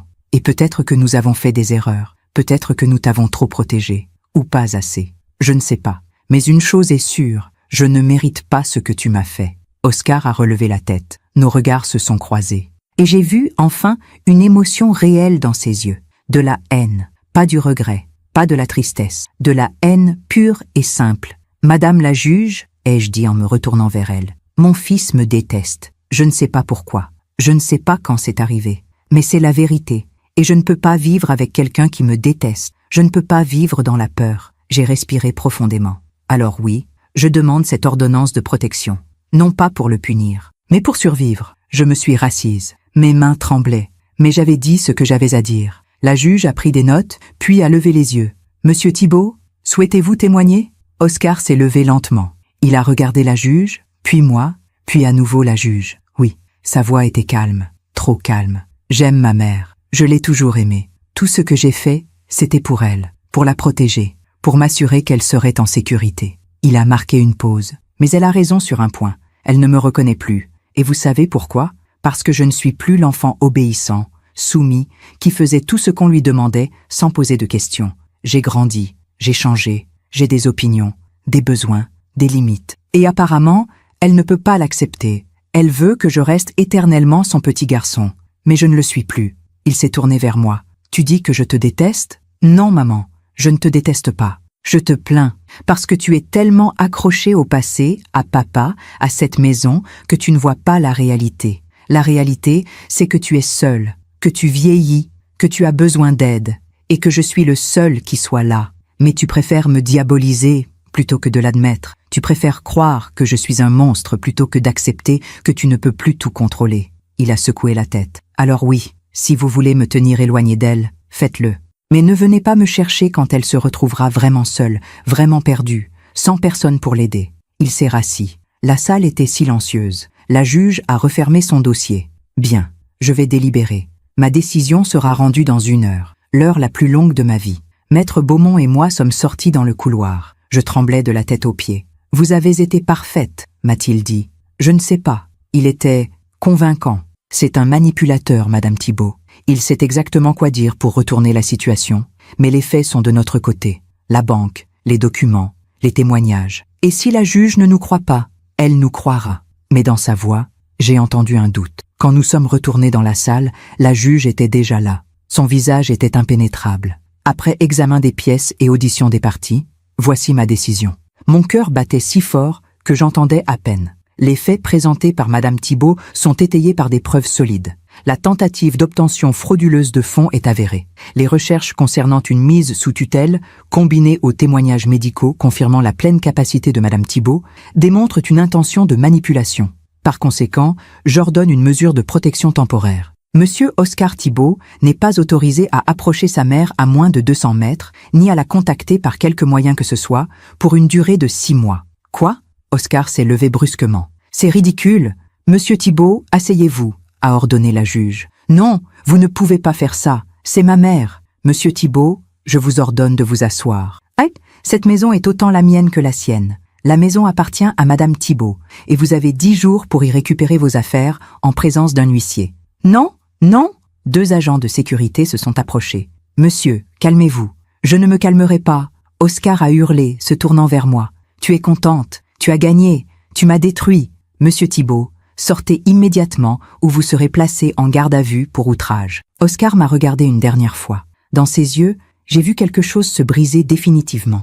Tu vas le regretter, a-t-il dit d'une voix basse, glaciale. Je te le promets, tu vas le regretter. Les agents l'ont escorté hors de la salle. Je suis restée assise, tremblante, incapable de bouger. Madame Thibault, la voix de Maître Beaumont me semblait lointaine. C'est fini. Vous avez gagné. Gagné. Si c'était une victoire, pourquoi avais-je l'impression d'avoir tout perdu? Il y a une différence entre gagner une bataille et gagner une guerre. Ce jour-là, dans ce tribunal, j'avais gagné une bataille. Mais la guerre, je le sentais au plus profond de moi, était loin d'être terminée. Les 10 jours qui ont suivi l'ordonnance ont été étranges, presque irréels. Je suis restée chez Madame Roussel, dans cette chambre qui commençait à me sembler familière. Chaque matin, je me réveillais avec l'espoir que tout cela n'était qu'un cauchemar. Et chaque matin, la réalité me rattrapait. Maître Beaumont m'avait conseillé de ne pas rentrer chez moi avant qu'Oscar n'ait récupéré ses affaires. Pour votre sécurité, avait-il dit. Et je l'avais écouté, même si chaque jour, loin de ma maison, me brisait un peu plus le cœur. Le lieutenant Morel m'appelait régulièrement pour me tenir informé. Monsieur Thibault a demandé à récupérer ses affaires ce samedi. Un huissier sera présent, ainsi qu'une patrouille de police. Souhaitez-vous être là? Non. Ma réponse avait été immédiate. Je ne veux pas le voir. Je comprends. Nous nous assurerons qu'il ne prenne que ses effets personnels. Mais le samedi soir, quand le lieutenant Morel m'a rappelé, sa voix était tendue. Madame Thibault, il y a eu un incident. Mon cœur s'est arrêté. Quel genre d'incident? Votre fils. Il a fait plus que récupérer ses affaires. Le lendemain matin, accompagné de maître Beaumont, je suis retourné chez moi pour la première fois depuis 2 semaines. Rien n'aurait pu me préparer à ce que j'allais découvrir. La maison était dévastée. Dans le salon, tous les cadres avaient été arrachés des murs. Les photos de famille, jetées par terre, certaines piétinées. Le canapé où Henri et moi nous asseyions chaque soir avait été lacéré, la mousse sortant des déchirures comme des entrailles. Dans la cuisine, toute la vaisselle avait été sortie des placards et brisée. Des morceaux de porcelaine jonchaient le sol comme de la neige sale. La table où nous prenions nos repas avait été rayée profondément. Des mots gravés dans le bois. Menteuse, traîtresse. Mon Dieu, a murmuré maître Beaumont. J'ai monté les escaliers, le cœur battant, redoutant ce que j'allais trouver. Ma chambre avait été saccagée, mes vêtements arrachés de l'armoire et déchirés, mes bijoux éparpillés, mon lit renversé. Et sur le mur, avec ce qui ressemblait à du rouge à lèvres, un seul mot, écrit en lettres énormes. Pardon, mais c'est dans la chambre d'Oscar que j'ai trouvé le pire. Il avait tout laissé, absolument tout. Ses vêtements, ses livres, ses affaires. Comme s'il avait voulu me faire comprendre. Tu veux la maison? Prends-la, prends tout, et vis avec. Sur son bureau, il avait laissé une enveloppe, avec mon nom écrit dessus. J'ai hésité longtemps avant de l'ouvrir. Mes mains tremblaient. À l'intérieur, une seule feuille de papier, et quelques mots écrits à la main. Tu m'as tout pris, mon père, ma maison, ma dignité. J'espère que tu es fier de toi. J'espère que tu pourras vivre avec ce que tu as fait. Mais souviens-toi d'une chose. Un jour, tu seras vraiment seule, vraiment mourante, vraiment terrifiée. Et ce jour-là, tu chercheras quelqu'un, n'importe qui. Et il n'y aura personne, parce que tu les auras tous chassés, comme tu m'as chassé. Vis bien avec ça, maman. Oscar, j'ai laissé tomber la lettre. Mes jambes ne me portaient plus. Je me suis effondrée sur le sol de cette chambre vide, au milieu du chaos, et j'ai pleuré comme je n'avais jamais pleuré. Maître Beaumont est monté et m'a trouvé là, recroquevillée, la lettre à côté de moi. Madame Thibault, il a raison, ma voix était brisée. Je l'ai chassé, mon propre fils. Non, vous vous êtes protégé. Ce n'est pas la même chose. Regardez ce qu'il a fait. Regardez cette haine. Comment est-ce que j'en suis arrivée là? Comment est-ce que mon enfant est devenu ça? Maître Beaumont s'est assis à côté de moi sur le sol. Vous n'êtes pas responsable de ses choix, Madame Thibault. Il est un adulte. Il a choisi la violence, la destruction, la manipulation. Ce ne sont pas vos choix, ce sont les siens. Mais je suis sa mère. J'aurais dû, quoi? Accepter d'être volée? Accepter d'être maltraitée? Accepter de vivre dans la peur? Non. Vous avez fait ce qu'il fallait faire. Et ce qu'il a fait aujourd'hui ne fait que prouver que vous aviez raison. Il a ramassé la lettre, l'a lue, et son visage s'est durci. Ceci est une menace à peine voilée. Je vais la transmettre à la police. Cela pourrait constituer une violation de l'ordonnance de protection. Non, j'ai secoué la tête. Non, je ne veux pas. Plus de police, plus de tribunaux. Je veux juste, je ne savais même pas ce que je voulais. Les semaines suivantes ont été consacrées au nettoyage. J'ai fait venir une équipe pour réparer ce qui pouvait l'être, jeter ce qui était irréparable. Chaque objet cassé était comme un morceau de mon passé qui disparaissait. Madame Roussel venait m'aider, ainsi qu'une de ses amies, Madame Lefebvre, et la voisine d'à côté, Madame Arnaud, qui avait assisté à tout de loin et qui se sentait coupable de ne pas avoir agi plus tôt. Je voyais bien que quelque chose n'allait pas, m'a-t-elle dit un jour en m'aidant à trier des photos. Mais je me disais que ce n'était pas mes affaires, que les histoires de famille, enfin, vous savez, je ne vous en veux pas, vous devriez. J'aurais dû dire quelque chose, faire quelque chose. Petit à petit, la maison reprenait forme, pas comme avant. Elle ne serait jamais comme avant, mais elle redevenait habitable. J'ai fait changer toutes les serrures. J'ai fait installer un système d'alarme. J'ai même fait poser des caméras de surveillance. Je sais que l'ordonnance interdit à Oscar de s'approcher, ai-je expliqué à maître Beaumont. Mais je ne me sens pas en sécurité quand même. C'est normal, et c'est prudent. 1 mois après l'audience, je suis enfin retournée vivre chez moi. La première nuit a été terrible. Chaque bruit me faisait sursauter. J'imaginais Oscar en train de forcer la porte, de grimper par une fenêtre, de surgir dans ma chambre. Mais il ne venait pas. Les jours passaient, les semaines. Pas de nouvelles d'Oscar. Pas d'appel, pas de message, rien. C'était comme s'il avait disparu de la surface de la terre. Le lieutenant Morel m'avait dit qu'il avait quitté la région. Nous avons vérifié. Il a loué un appartement à Paris. Il semble respecter l'ordonnance. Je ne savais pas si j'étais soulagée ou encore plus inquiète. C'est au début du printemps que j'ai reçu le courrier, une lettre recommandée, de la part d'un cabinet d'avocats que je ne connaissais pas. Chère Madame Thibault, nous représentons Monsieur Oscar Thibault dans le cadre d'une action en justice contre vous. Notre client estime avoir subi un préjudice moral considérable suite à votre dénonciation calomnieuse et aux accusations mensongères que vous avez portées contre lui. Il réclame des dommages et intérêts à hauteur de 150 000 € ainsi qu'une rétractation publique. Vous trouverez ci-joint l'assignation. L'audience se tiendra le... J'ai laissé tomber la lettre. Il me poursuivait. En justice. Il voulait me détruire jusqu'au bout. J'ai appelé Maître Beaumont, la voix tremblante. Il me poursuit pour diffamation, pour 150 000 €. Il y a eu un silence. C'est une tactique d'intimidation classique. Il sait qu'il ne gagnera pas. Toutes les preuves sont de notre côté. Mais il veut vous faire peur, vous épuiser, vous ruiner en frais d'avocat. Et ça marche. J'ai peur. Je suis épuisé. Ne le laissez pas gagner, Madame Thibault. C'est exactement ce qu'il veut. Nous allons nous défendre. Et nous allons gagner. Mais cette nuit-là, seule dans ma maison trop grande, je me suis demandé combien de batailles j'allais encore devoir livrer. Combien de temps j'allais pouvoir tenir. L'audience pour la plainte en diffamation a eu lieu 3 mois plus tard. Une nouvelle juge, un nouveau tribunal, les mêmes mensonges. Oscar, impeccable dans son costume, jouant le rôle du fils blessé, incompris, injustement accusé. Ma mère a détruit ma réputation, a-t-il déclaré, la voix tremblante d'émotion feinte. À cause d'elle, j'ai perdu mon travail. Mes amis m'ont tourné le dos. Ma famille me regarde comme un monstre. Tout ça parce qu'elle a menti. Parce qu'elle a inventé des histoires pour justifier son égoïsme. J'écoutais, incrédule. Comment pouvait-il mentir avec autant d'aplomb? Comment pouvait-il se victimiser après tout ce qu'il avait fait? Maître Beaumont a présenté les preuves, les documents bancaires, les témoignages, les photos de la maison saccagée, la lettre de menace. Votre honneur, Madame Thibault n'a jamais menti. Elle a simplement dit la vérité. Et si la vérité a causé du tort à Monsieur Thibault, c'est parce que ses actes étaient répréhensibles, pas parce que sa mère a menti. Le jugement est tombé 2 semaines plus tard. La plainte d'Oscar a été rejetée. Le juge a même ajouté que les preuves démontrent de manière irréfutable que les accusations de Madame Thibault étaient fondées et que la présente action constitue une tentative d'intimidation abusive. J'avais gagné, encore, mais je ne ressentais aucune joie. Juste une immense fatigue. Les mois ont passé. L'ordonnance de protection a été prolongée de 6 mois supplémentaires sur demande de Maître Beaumont.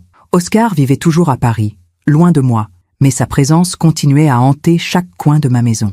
J'ai essayé de reprendre une vie normale. Je jardinais, je lisais, je prenais des cours de peinture à l'aquarelle avec Madame Roussel. Je voyais mes nouvelles amies, ces femmes qui m'avaient soutenu dans les moments les plus sombres. Mais la nuit, je faisais des cauchemars, des rêves où Oscar revenait, où il entrait dans ma maison, où il me regardait avec ses yeux pleins de haine. Un soir, Madame Roussel est venue dîner chez moi. Nous avons mangé dans la cuisine, simplement, comme 2 vieilles amies. « Vous semblez aller mieux ?» a-t-elle dit. « Je fais semblant d'aller mieux. Ce n'est pas la même chose. Vous pensez encore à lui. Tous les jours, toutes les nuits. » Elle a posé sa main sur la mienne. « Vous savez ce que dit un proverbe chinois? Avant d'entreprendre un voyage de vengeance, creuse 2 tombes. Je ne veux pas me venger. Non. Mais lui, si. Et en essayant de vous détruire, il se détruit lui-même. C'est ça, le karma. Le karma. » Ce mot revenait souvent dans mes pensées ces derniers temps. « Vous croyez au karma ?» ai-je demandé. « Je crois que nous récoltons ce que nous semons. Pas toujours immédiatement. Parfois cela prend des années. Mais ça arrive toujours. » C'est 3 mois plus tard que j'ai reçu l'appel. Un numéro inconnu. J'ai hésité, puis décroché. « Madame Thibault ? » ?»« Oui, ici Maître Girard, avocat commis d'office. Je vous appelle au sujet de votre fils, Oscar Thibault. » Mon cœur a bondi. Qu'est-ce qu'il se passe? Votre fils a été arrêté hier soir. Arrêté? Pourquoi? Il y a eu un silence. Pour tentative d'escroquerie. Envers une autre personne âgée, une veuve de 75 ans, vivant seule. Il s'était présenté comme un conseiller financier et avait tenté de lui faire signer des documents lui donnant accès à ses comptes bancaires. J'ai senti mes jambes se dérober sous moi. Je me suis assise. Il est actuellement en garde à vue. Il m'a demandé de vous contacter. Il dit qu'il a besoin de vous, qu'il est désolé, qu'il veut vous parler. Non, madame, non, je ne viendrai pas. Je ne lui parlerai pas. Madame Thibault, je comprends que la situation soit difficile, mais c'est votre fils. Il est en grande détresse. C'est mon fils qui a essayé de me voler, qui a détruit ma maison, Qui m'a menacé? Qui m'a traîné en justice? Et maintenant, il a fait la même chose à quelqu'un d'autre. Ma voix était calme, mais ferme. Non, il a fait ses choix, il doit en assumer les conséquences. Très bien. L'avocat semblait déçu. Je respecte votre décision. Au revoir, madame. Après avoir raccroché, je suis restée assise dans le silence de ma cuisine. Oscar avait récidivé. Il avait essayé de faire à quelqu'un d'autre ce qu'il m'avait fait. Et cette fois, il s'était fait prendre. Le karma, avait dit madame Roussel. Nous récoltons ce que nous semons. Les semaines suivantes, j'ai suivi l'affaire de loin, par les journaux et quelques appels du lieutenant Morel, qui continuait à me tenir informé. Oscar avait été inculpé. La victime, madame Fontaine, avait porté plainte. Elle avait moins de chance que moi, ou peut-être plus de courage. Elle avait enregistré leur conversation. Les preuves étaient accablantes. Oscar risquait la prison. Un soir, j'ai reçu une lettre, de lui. Je l'ai tenue longtemps entre mes mains avant de l'ouvrir. Une partie de moi voulait la brûler sans la lire. Une autre partie, cette partie de moi qui était toujours une mère, avait besoin de savoir ce qu'il avait à dire. J'ai ouvert l'enveloppe. « Maman, je sais que tu ne veux plus entendre parler de moi. Je sais que je ne mérite pas ton pardon. Mais j'ai besoin que tu saches quelque chose. Tu avais raison. Surtout, j'étais devenu un monstre, aveuglé par la colère, par l'argent, par cette obsession de prendre ce qui, selon moi, me revenait de droit. Aujourd'hui, je suis en prison. Et pour la première fois depuis des années, je suis sobre. Pas d'alcool, pas de drogue, pas de moyen d'échapper à la réalité. Et la réalité est terrible. J'ai détruit ma propre mère. J'ai essayé de détruire une autre femme innocente. Et pourquoi? Pour de l'argent que je n'aurais même pas su quoi faire. Le pire, c'est que je continue à t'aimer. Malgré tout, malgré ma haine, ma colère, ma folie. Tu es ma mère, et je t'aime. Mais cet amour est malade, toxique, destructeur. Je ne te demande pas de me pardonner. Je ne te demande même pas de me répondre. Je voulais juste que tu saches que tu as eu raison de te protéger de moi. Que tu as eu le courage que je n'avais pas. Je vais passer les prochaines années en prison, probablement. Et c'est bien, parce que j'ai besoin de temps. Pour réfléchir, pour comprendre, pour devenir, peut-être, quelqu'un que tu pourrais à nouveau regarder sans avoir peur. Je t'aime, maman, et je suis désolée, tellement désolée. Oscar, j'ai plié la lettre lentement, les mains tremblantes. Des larmes coulaient sur mes joues, mais ce n'étaient pas des larmes de tristesse. C'étaient des larmes de soulagement, de libération. Mon fils était en prison, mais peut-être, pour la première fois, il voyait la vérité. Et moi, je pouvais enfin respirer. Il y a des moments dans la vie où l'on se tient à un carrefour sans même s'en rendre compte. On pense que c'est juste un jour ordinaire, une décision banale. Mais en réalité, c'est le moment où tout bascule. Pour moi, ce moment est arrivé un mardi matin, 3 semaines après avoir reçu la lettre d'Oscar. J'étais dans le jardin, en train de tailler mes rosiers. Le printemps était en pleine gloire, et malgré tout ce qui s'était passé, la nature continuait son cycle imperturbable. Les fleurs poussaient, les oiseaux chantaient. La vie continuait. Mon téléphone a sonné. Maître Beaumont.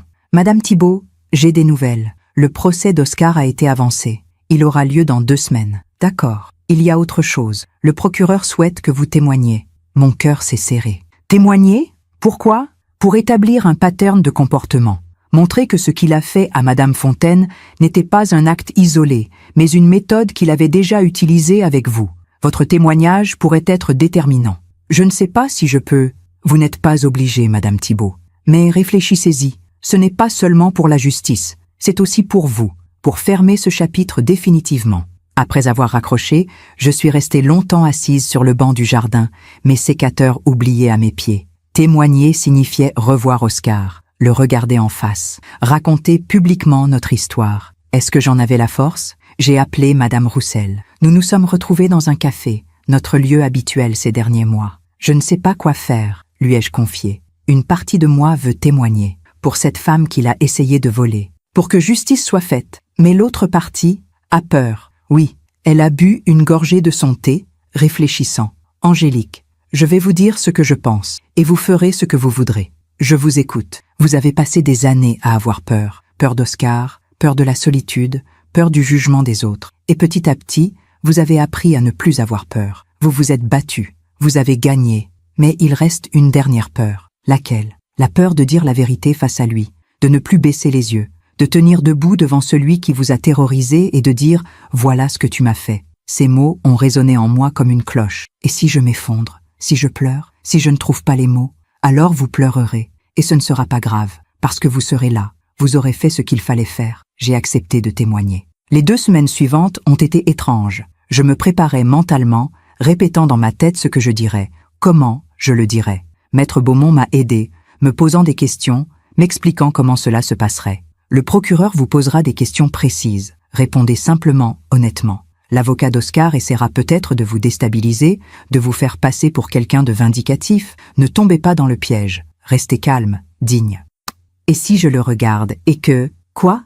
Et si je ressens encore quelque chose? De la pitié? De l'amour? Maître Beaumont a posé sa main sur la mienne. Alors vous ressentirez quelque chose. Ce ne sera pas un signe de faiblesse. Ce sera un signe d'humanité. Le jour du procès, je me suis habillée avec soin. Le même tailleur bleu marine que j'avais porté lors de l'audience pour l'ordonnance de protection. Mes perles, un peu de maquillage pour cacher la fatigue. Dans le miroir, j'ai vu une femme différente de celle d'il y a 1 an. Plus maigre, oui, plus marquée, certainement, mais aussi plus forte, plus droite, plus vivante. Le tribunal était bondé. Des journalistes étaient présents. L'affaire avait fait du bruit. Un homme respecté de la communauté, arrêté pour avoir tenté d'escroquer une veuve. C'était le genre d'histoire qui attirait l'attention. Oscar était déjà là, assis entre 2 policiers, menottés. Quand je suis entrée, il a levé les yeux vers moi.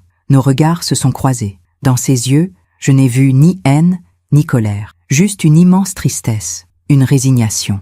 J'ai détourné le regard et me suis assise à ma place. Le procès a commencé. Le procureur a présenté les faits. La rencontre entre Oscar et Madame Fontaine. Les mensonges, les faux documents, la tentative de transfert d'argent, l'enregistrement qui prouvait tout. Puis ce fut le tour de Madame Fontaine de témoigner. C'était une femme frêle, aux cheveux blancs impeccablement coiffés, vêtue d'une robe sobre. Elle s'est assise à la barre et a raconté son histoire d'une voix tremblante, mais déterminée. Il était si gentil au début, si prévenant.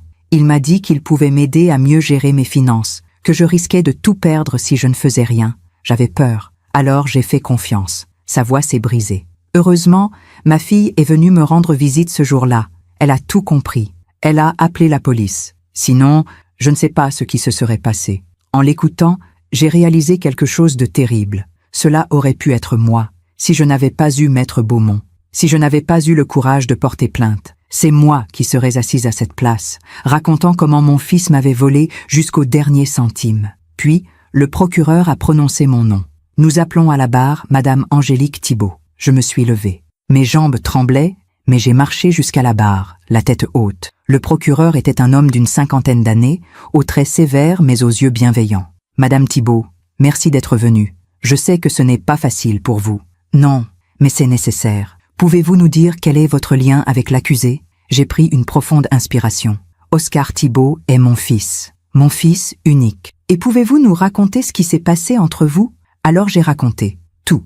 Les 6 mois d'enfer, les manipulations, les menaces, la fausse procuration, les tentatives pour me faire passer pour sénile, la maison saccagée, les procès. À mesure que je parlais, je sentais un poids énorme se lever de ma poitrine, comme si chaque mot prononcé libérait une partie de moi qui était restée prisonnière. Et aujourd'hui, Madame Thibault, comment vous sentez-vous?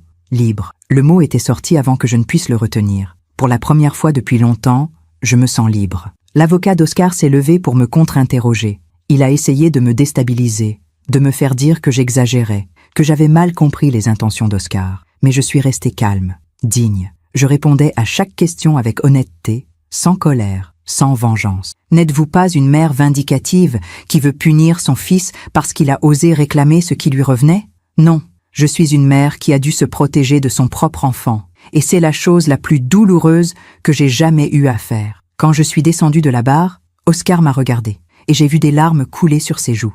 Le procureur a demandé une peine de 3 ans de prison ferme. L'avocat d'Oscar a plaidé les circonstances atténuantes, la détresse psychologique, le besoin d'argent, les problèmes d'addiction. Puis Oscar a demandé à prendre la parole. Le juge a accepté. Oscar s'est levé, les mains toujours menottées. « Votre honneur, je ne vais pas me chercher d'excuses. J'ai fait ce dont on m'accuse. J'ai essayé de voler Madame Fontaine. Avant cela, j'ai terrorisé ma propre mère. » Sa voix était basse, mais claire. J'ai passé des mois à me mentir à moi-même, à me dire que j'avais raison, que le monde était injuste avec moi, que tout le monde me devait quelque chose. Mais la vérité, c'est que j'étais devenue exactement ce que je détestais. Un parasite, un manipulateur, quelqu'un qui prend sans jamais donner. Il s'est tourné vers moi. « Maman, tu m'as donné tant de choses. L'amour, l'éducation, une maison, des opportunités. Et moi, je t'ai rendu la peur et la douleur. Je ne peux pas revenir en arrière. Je ne peux pas effacer ce que j'ai fait. Mais je peux accepter les conséquences de mes actes. Et je le fais.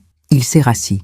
Le silence dans la salle était absolu. Le jugement est tombé 1 semaine plus tard. Oscar a été condamné à 2 ans de prison ferme, suivi d'une mise à l'épreuve de 3 ans. Il devait également suivre une thérapie obligatoire et rembourser intégralement les frais engagés par ses victimes. Quand la sentence a été prononcée, Oscar n'a pas bronché. Il l'a acceptée avec un calme qui m'a surprise. À la sortie du tribunal, des journalistes m'ont entouré. « Madame Thibault, que ressentez-vous? Êtes-vous satisfaite de la sentence? Allez-vous pardonner à votre fils ?» Je me suis arrêtée, j'ai regardé les caméras et j'ai dit simplement « Je ressens du soulagement, pas de la joie, pas de la victoire, juste du soulagement. Et j'espère que cette histoire servira de leçon. Pas seulement pour mon fils, mais pour toutes les personnes qui pensent qu'elles peuvent profiter de la vulnérabilité des autres. Et le pardon? J'ai réfléchi un instant. Le pardon viendra peut-être un jour, mais pour l'instant, je dois d'abord me pardonner à moi-même, de ne pas avoir agi plus tôt, de ne pas avoir vu les signes, de ne pas avoir protégé cette autre femme en parlant publiquement. Et que diriez-vous aux autres personnes qui vivent la même chose? Qu'elles ne sont pas seules, que ce n'est pas de leur faute, qu'elles ont le droit de se protéger, même contre ceux qu'elles aiment. Et surtout, ma voix s'est raffermie, qu'il n'est jamais trop tard pour dire non.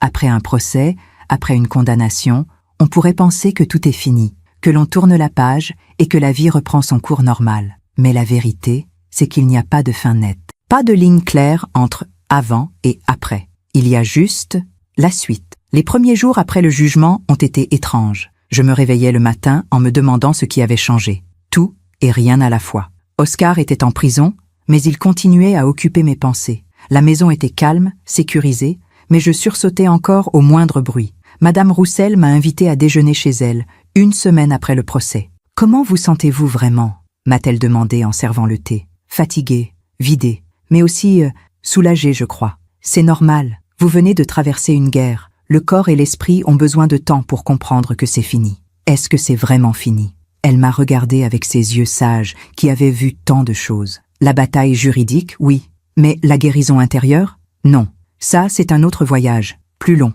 plus difficile peut-être. J'ai décidé de faire quelque chose que je n'avais jamais fait auparavant. Consulter une psychologue. Elle s'appelait Dr Mercier, une femme d'une 60aine d'années, au sourire doux et au regard perçant. Son cabinet se trouvait dans un vieil immeuble du centre-ville, avec des bibliothèques remplies de livres et un canapé confortable où je me suis assise, les mains crispées sur mon sac. « Racontez-moi », a-t-elle dit simplement. Et j'ai raconté. Tout, depuis le début. Depuis le retour d'Oscar à la maison jusqu'au procès. Depuis les petites manipulations jusqu'aux grandes violences. Elle écoutait, sans m'interrompre, prenant quelques notes, hochant la tête de temps en temps. Quand j'ai terminé, elle a posé son stylo et m'a regardé. « Madame Thibault, vous avez vécu ce qu'on appelle de la violence familiale, violence psychologique, violence économique, violence morale. Mais il ne m'a jamais frappé. La violence n'est pas seulement physique, et parfois, les blessures invisibles mettent plus de temps à guérir. » Elle s'est penchée en avant. « Vous avez fait quelque chose de remarquable. Vous vous êtes défendu. Vous avez refusé d'être une victime. Mais maintenant, il faut faire le travail le plus difficile, vous reconstruire. Comment ? En acceptant d'abord que ce qui s'est passé n'est pas de votre faute, que vous n'avez pas échoué en tant que mère, que les choix d'Oscar sont ses choix, pas les vôtres. » Ces mots ont touché quelque chose de profond en moi, une culpabilité que je portais depuis le début. Mais j'aurais dû voir les signes plus tôt, j'aurais dû arrêter. Sa voix était ferme, mais bienveillante. Les « j'aurais dû » ne servent à rien. Vous avez fait ce que vous pouviez avec ce que vous saviez à ce moment-là. Et quand vous avez compris, vous avez agi. C'est ça qui compte. J'ai commencé à voir le docteur Mercier toutes les semaines. Chaque séance était comme éplucher un oignon, découvrir une nouvelle couche de douleur, de culpabilité, de peur, mais aussi de force, de résilience, de courage. Un jour, elle m'a posé une question qui m'a bouleversée. Si vous pouviez parler à l'Angélique d'il y a 1 an, celle qui vivait encore avec Oscar, qui avait peur, qui se taisait, que lui diriez-vous? J'ai fermé les yeux, imaginant cette femme que j'avais été, cette femme qui marchait sur la pointe des pieds dans sa propre maison, cette femme qui s'excusait d'exister. Je lui dirais, ma voix s'est brisée, je lui dirais que ce n'est pas sa faute, que ce qu'elle vit n'est pas normal, que ce n'est pas de l'amour, et que les larmes coulaient maintenant, et qu'elle mérite mieux, qu'elle mérite d'être en sécurité, d'être heureuse, d'être en paix. Et aujourd'hui, Angélique, est-ce que vous vous sentez en sécurité, heureuse, En paix, j'ai réfléchi longuement. En sécurité, oui, grâce aux serrures, aux alarmes, à l'ordonnance. Mais heureuse, en paix, pas encore. Ça viendra. Donnez-vous du temps. 2 mois après le procès, j'ai reçu une lettre de la prison, d'Oscar. J'ai hésité longtemps avant de l'ouvrir. Le docteur Mercier m'avait dit que je n'étais pas obligé de lire ces lettres, que je pouvais protéger mon espace mental. Mais quelque chose en moi avait besoin de savoir. Maman, je ne t'écris pas pour te demander quoi que ce soit. Ni pardon, ni visite, ni même une réponse. J'écris parce que j'ai besoin de mettre des mots sur ce qui s'est passé en moi. En prison, j'ai beaucoup de temps pour réfléchir. Trop peut-être. Je repense à tout. À mon enfance, à papa, à toi. Et je me demande où tout a basculé. Le psychologue de la prison dit que j'ai un problème avec l'autorité, avec les limites, avec le fait d'accepter que je ne peux pas tout avoir. Il dit que l'alcool et les drogues ont amplifié ces problèmes, mais qu'ils étaient déjà là avant. Papa était dur avec moi, très dur, tu le sais, mais je n'ai jamais osé m'opposer à lui. Alors j'ai intériorisé cette colère, et quand il est mort, je me suis dit que enfin, je pourrais prendre ma place, être le maître de ma vie. Mais au lieu de construire ma vie, j'ai essayé de détruire la tienne. Comme si en te prenant tout, je pouvais effacer cette impression d'avoir été étouffé toute ma vie. Ce n'est pas une excuse, c'est juste une explication. Pour moi autant que pour toi, je vais rester ici 2 ans. 2 ans pour essayer de comprendre qui je suis vraiment, pour essayer de devenir quelqu'un de meilleur, quelqu'un que tu n'auras plus jamais à craindre. Je ne sais pas si un jour tu pourras me regarder sans avoir peur, si un jour nous pourrons nous parler sans que tout ce passé se dresse entre nous. Mais je veux que tu saches une chose, tu as eu raison de te protéger de moi. Tu as eu raison de dire non. Et j'espère qu'un jour, je pourrai être digne de ton pardon. Oscar, j'ai plié la lettre lentement. Mes mains ne tremblaient plus. Cette lettre était différente des précédentes, plus sincère, plus lucide, moins manipulatrice. Peut-être que la prison était en train de faire ce que je n'avais jamais pu faire, forcer Oscar à se regarder en face. Le printemps s'est transformé en été. J'ai recommencé à jardiner sérieusement, replantant des fleurs là où Oscar avait tout saccagé. Chaque nouvelle pousse était comme un symbole, la vie qui reprend, plus forte qu'avant. Madame Roussel, Madame Lefebvre, Madame Arnaud et moi avons créé un petit groupe. Nous nous retrouvions tous les jeudis pour le thé et la conversation. Parfois nous parlions de choses légères, des livres, des films, des jardins. D'autres fois, nous partagions nos histoires, nos douleurs, nos victoires. Un jour, Madame Arnaud m'a confié qu'elle aussi avait vécu de la violence psychologique, de la part de son mari, mort depuis 15 ans. Je n'en ai jamais parlé à personne, a-t-elle dit, les larmes aux yeux.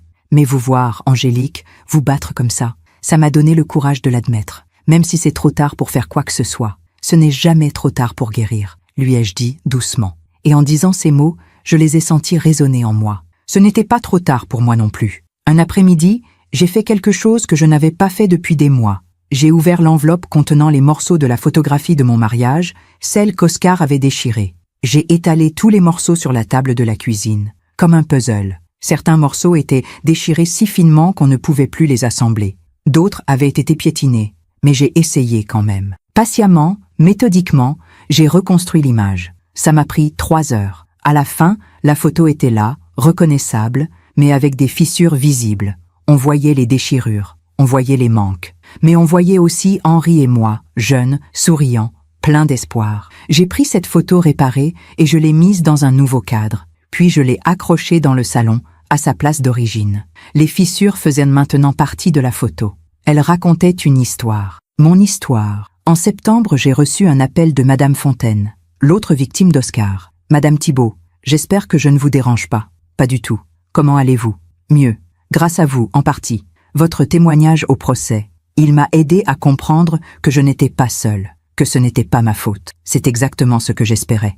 Ma fille m'a suggéré quelque chose. Elle se demandait si vous et moi, nous pourrions, nous rencontrer, parler, partager nos expériences, peut-être aider d'autres femmes qui vivent la même chose. Son idée m'a surprise, mais elle a tout de suite résonné en moi. J'aimerais beaucoup.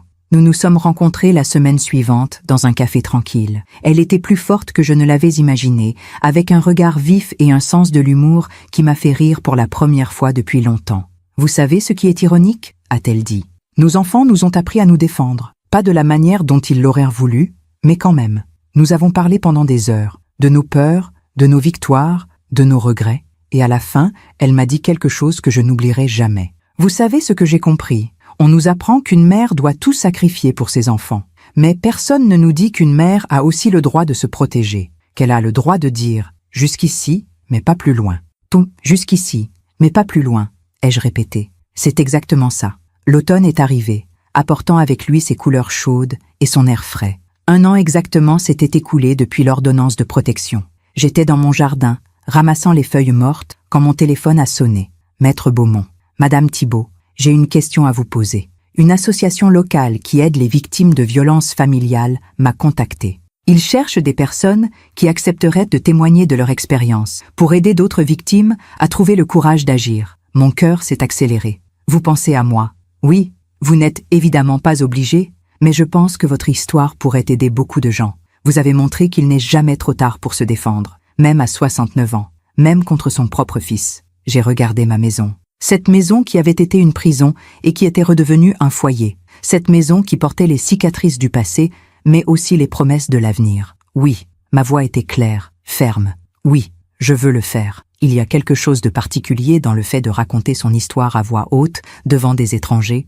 Ce n'est plus seulement votre douleur privée, cela devient quelque chose de plus grand. Un témoignage, une leçon, un espoir. La première fois que j'ai parlé devant un groupe, c'était dans une petite salle communautaire, un jeudi soir. Il y avait une quinzaine de femmes, de tous âges. Certaines avaient mon âge, d'autres étaient bien plus jeunes. Toutes portaient sur leur visage cette expression que je connaissais si bien, la peur mêlée à l'espoir. J'étais nerveuse. Mes mains tremblaient en tenant mes notes. L'animatrice, une psychologue nommée Sophie, m'a présenté avec bienveillance. Angélique a accepté de partager son histoire avec nous ce soir. Une histoire de courage, de résilience et surtout de libération. J'ai pris une profonde inspiration et j'ai commencé. Bonsoir, je m'appelle Angélique, j'ai 70 ans et pendant 6 mois, j'ai eu peur de mon propre fils. Les mots sont sortis plus facilement que je ne l'aurais cru. J'ai raconté Oscar, la manipulation, les menaces, la violence psychologique, la bataille juridique, la reconstruction. Mais cette fois, je n'ai pas raconté seulement la douleur. J'ai raconté aussi la force, les moments où j'avais dit non, les personnes qui m'avaient aidé, les victoires, petites et grandes. Quand j'ai terminé, il y a eu un silence. Puis une femme s'est levée. Elle devait avoir 40 ans, des cernes profonds sous les yeux. Comment avez-vous trouvé le courage? Je vis la même chose avec mon mari, mais je n'arrive pas à partir. J'ai tellement peur. Je l'ai regardé droit dans les yeux. Le courage n'est pas venu d'un coup. Il est venu petit à petit. Un petit non à la fois, une petite limite à la fois. Et un jour, j'ai réalisé que j'avais plus peur de rester que de partir. Une autre femme a levé la main, plus âgée. « Mais vous n'avez pas peur de mourir seule, sans votre fils ?» La question m'a touché au cœur. Si, j'ai peur. Mais j'ai compris quelque chose. Mieux vaut être seul et en paix que accompagné et terrorisé. La solitude peut être apaisante. La violence ne l'est jamais. Les questions ont continué pendant 1 heure. À la fin, plusieurs femmes sont venues me voir personnellement, les larmes aux yeux, pour me remercier. « Vous m'avez donné de l'espoir », m'a dit l'une d'elles. « Vous m'avez montré que c'est possible », a ajouté une autre. En rentrant chez moi ce soir-là, j'ai réalisé quelque chose d'important.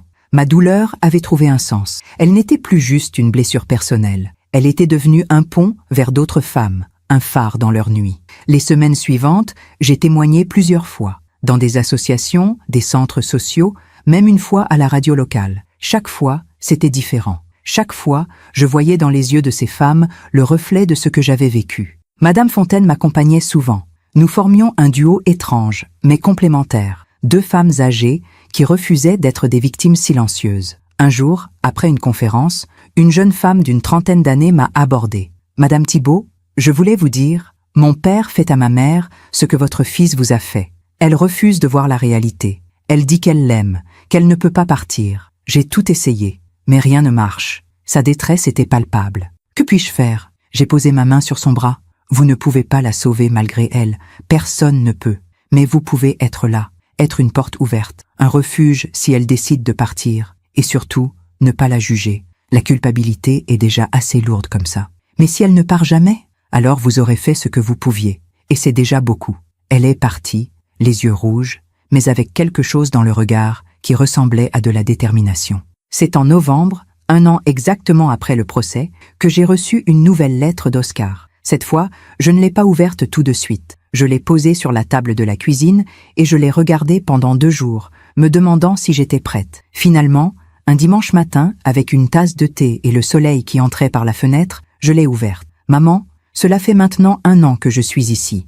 1 an que j'ai du temps pour réfléchir, pour faire face à ce que j'ai fait. Je suis toutes les thérapies qu'on me propose. J'ai arrêté l'alcool. J'ai arrêté de mentir, d'abord aux autres, puis à moi-même. Et petit à petit, j'ai commencé à comprendre. Papa était violent, pas physiquement, mais psychologiquement. Il me critiquait constamment, ne me trouvait jamais assez bien. Et toi, tu ne disais rien. Tu le laissais faire, par amour pour lui, ou par peur, je ne sais pas. Pendant longtemps, je t'en ai voulu pour ça. Je t'en ai voulu de ne pas m'avoir protégé, de ne pas avoir pris ma défense. Mais aujourd'hui, je comprends quelque chose. Tu étais toi-même une victime. Papa te contrôlait aussi. Peut-être pas de la même manière, mais il te contrôlait. Et quand il est mort, j'ai reproduit ce que j'avais appris. J'ai reproduit sa violence. Ce n'est pas une excuse. C'est juste une prise de conscience. Tu sais ce qui m'a le plus bouleversé? C'est quand j'ai lu dans le journal que tu témoignais pour aider d'autres victimes. Que tu transformais ta douleur en force. Que tu aidais des femmes à trouver le courage que tu as trouvé. Tu es devenue la femme que j'aurais voulu avoir comme mère. Une femme forte, debout, qui refuse d'être une victime. Et je suis fière de toi. Je ne te demande toujours pas de pardon.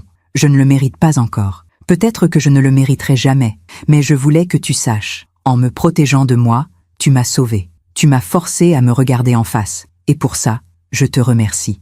Il me reste encore 1 an de prison, puis 3 ans de mise à l'épreuve. Je ne sais pas ce que je ferai après, où j'irai, qui je serai. Mais je sais une chose, je ne serai plus jamais l'homme qui t'a fait du mal. Avec tout mon respect et mon amour imparfait, Oscar, j'ai plié la lettre lentement. Pour la première fois, en lisant ces mots, je n'ai pas ressenti de peur, pas de colère, juste une tristesse douce, mêlée à quelque chose qui ressemblait à de l'espoir. Mon fils était en train de changer, peut-être, ou peut-être que c'était encore une illusion. Je ne le saurais qu'avec le temps. Mais une chose était certaine, moi, j'avais changé. Et plus rien ne pourrait me ramener à la femme que j'étais avant. L'hiver est arrivé, d'où cette année-là. J'ai décoré ma maison pour Noël, quelque chose que je n'avais pas fait depuis la mort de Henri. Des guirlandes dans le salon, un petit sapin dans l'entrée, des bougies sur les rebords des fenêtres. Madame Roussel, Madame Fontaine, Madame Lefebvre et Madame Arnaud sont venues réveillonner chez moi. Nous avons ri, partagé des histoires, levé nos verres à la vie, à la liberté, à la sororité. À nous, a dit Madame Fontaine. Les femmes qui ont dit non, à nous, avons-nous répété en chœur. Ce soir-là, en regardant ces femmes autour de ma table, j'ai réalisé quelque chose. Oscar m'avait enlevé un fils, mais la vie m'avait donné une famille choisie. Une famille de femmes fortes, blessées, mais debout, qui se soutenaient mutuellement. En janvier, j'ai reçu un appel inattendu. Une journaliste d'un magazine national voulait écrire un article sur les femmes âgées victimes de violences familiales. Elle avait entendu parler de mon histoire et voulait m'interviewer. J'ai hésité. Témoigner dans des petits groupes, c'était une chose. Mais un article national, avec mon nom, ma photo, j'en ai parlé au docteur Mercier. Et quelle est votre peur? Que tout le monde sache, que tout le monde me juge. Vous jugez pourquoi? Pour avoir échoué comme mère. Vous n'avez pas échoué. Vous avez survécu. Elle avait raison. Et peut-être que mon histoire pouvait aider encore plus de femmes. J'ai accepté l'interview. L'article est paru en mars. Angélique, 70 ans. J'ai eu peur de mon fils, puis j'ai choisi de vivre. Il y avait ma photo, mon témoignage complet et même des citations du lieutenant Morel et du docteur Mercier. La réaction a été immédiate et massive. J'ai reçu des dizaines de lettres, des femmes qui me remerciaient, d'autres qui partageaient leur histoire, certaines qui demandaient de l'aide. Une lettre m'a particulièrement touchée. Elle venait d'une femme de 82 ans. Chère Angélique, j'ai lu votre histoire. J'ai 82 ans. Mon fils me traite exactement comme le vôtre vous traitait. Pendant des années, j'ai cru que c'était normal, que je méritais ça, que je n'avais pas le choix. Mais vous m'avez montré que j'ai le choix. Hier, j'ai appelé la police. Aujourd'hui, je porte plainte. Demain, je commence une nouvelle vie. Merci de m'avoir donné le courage que je n'avais plus. Merci de m'avoir montré qu'il n'est jamais trop tard. Avec toute ma gratitude, Geneviève, j'ai pleuré en lisant cette lettre. Mais c'était des larmes de joie, des larmes de sens retrouvées. Ma douleur avait sauvé quelqu'un.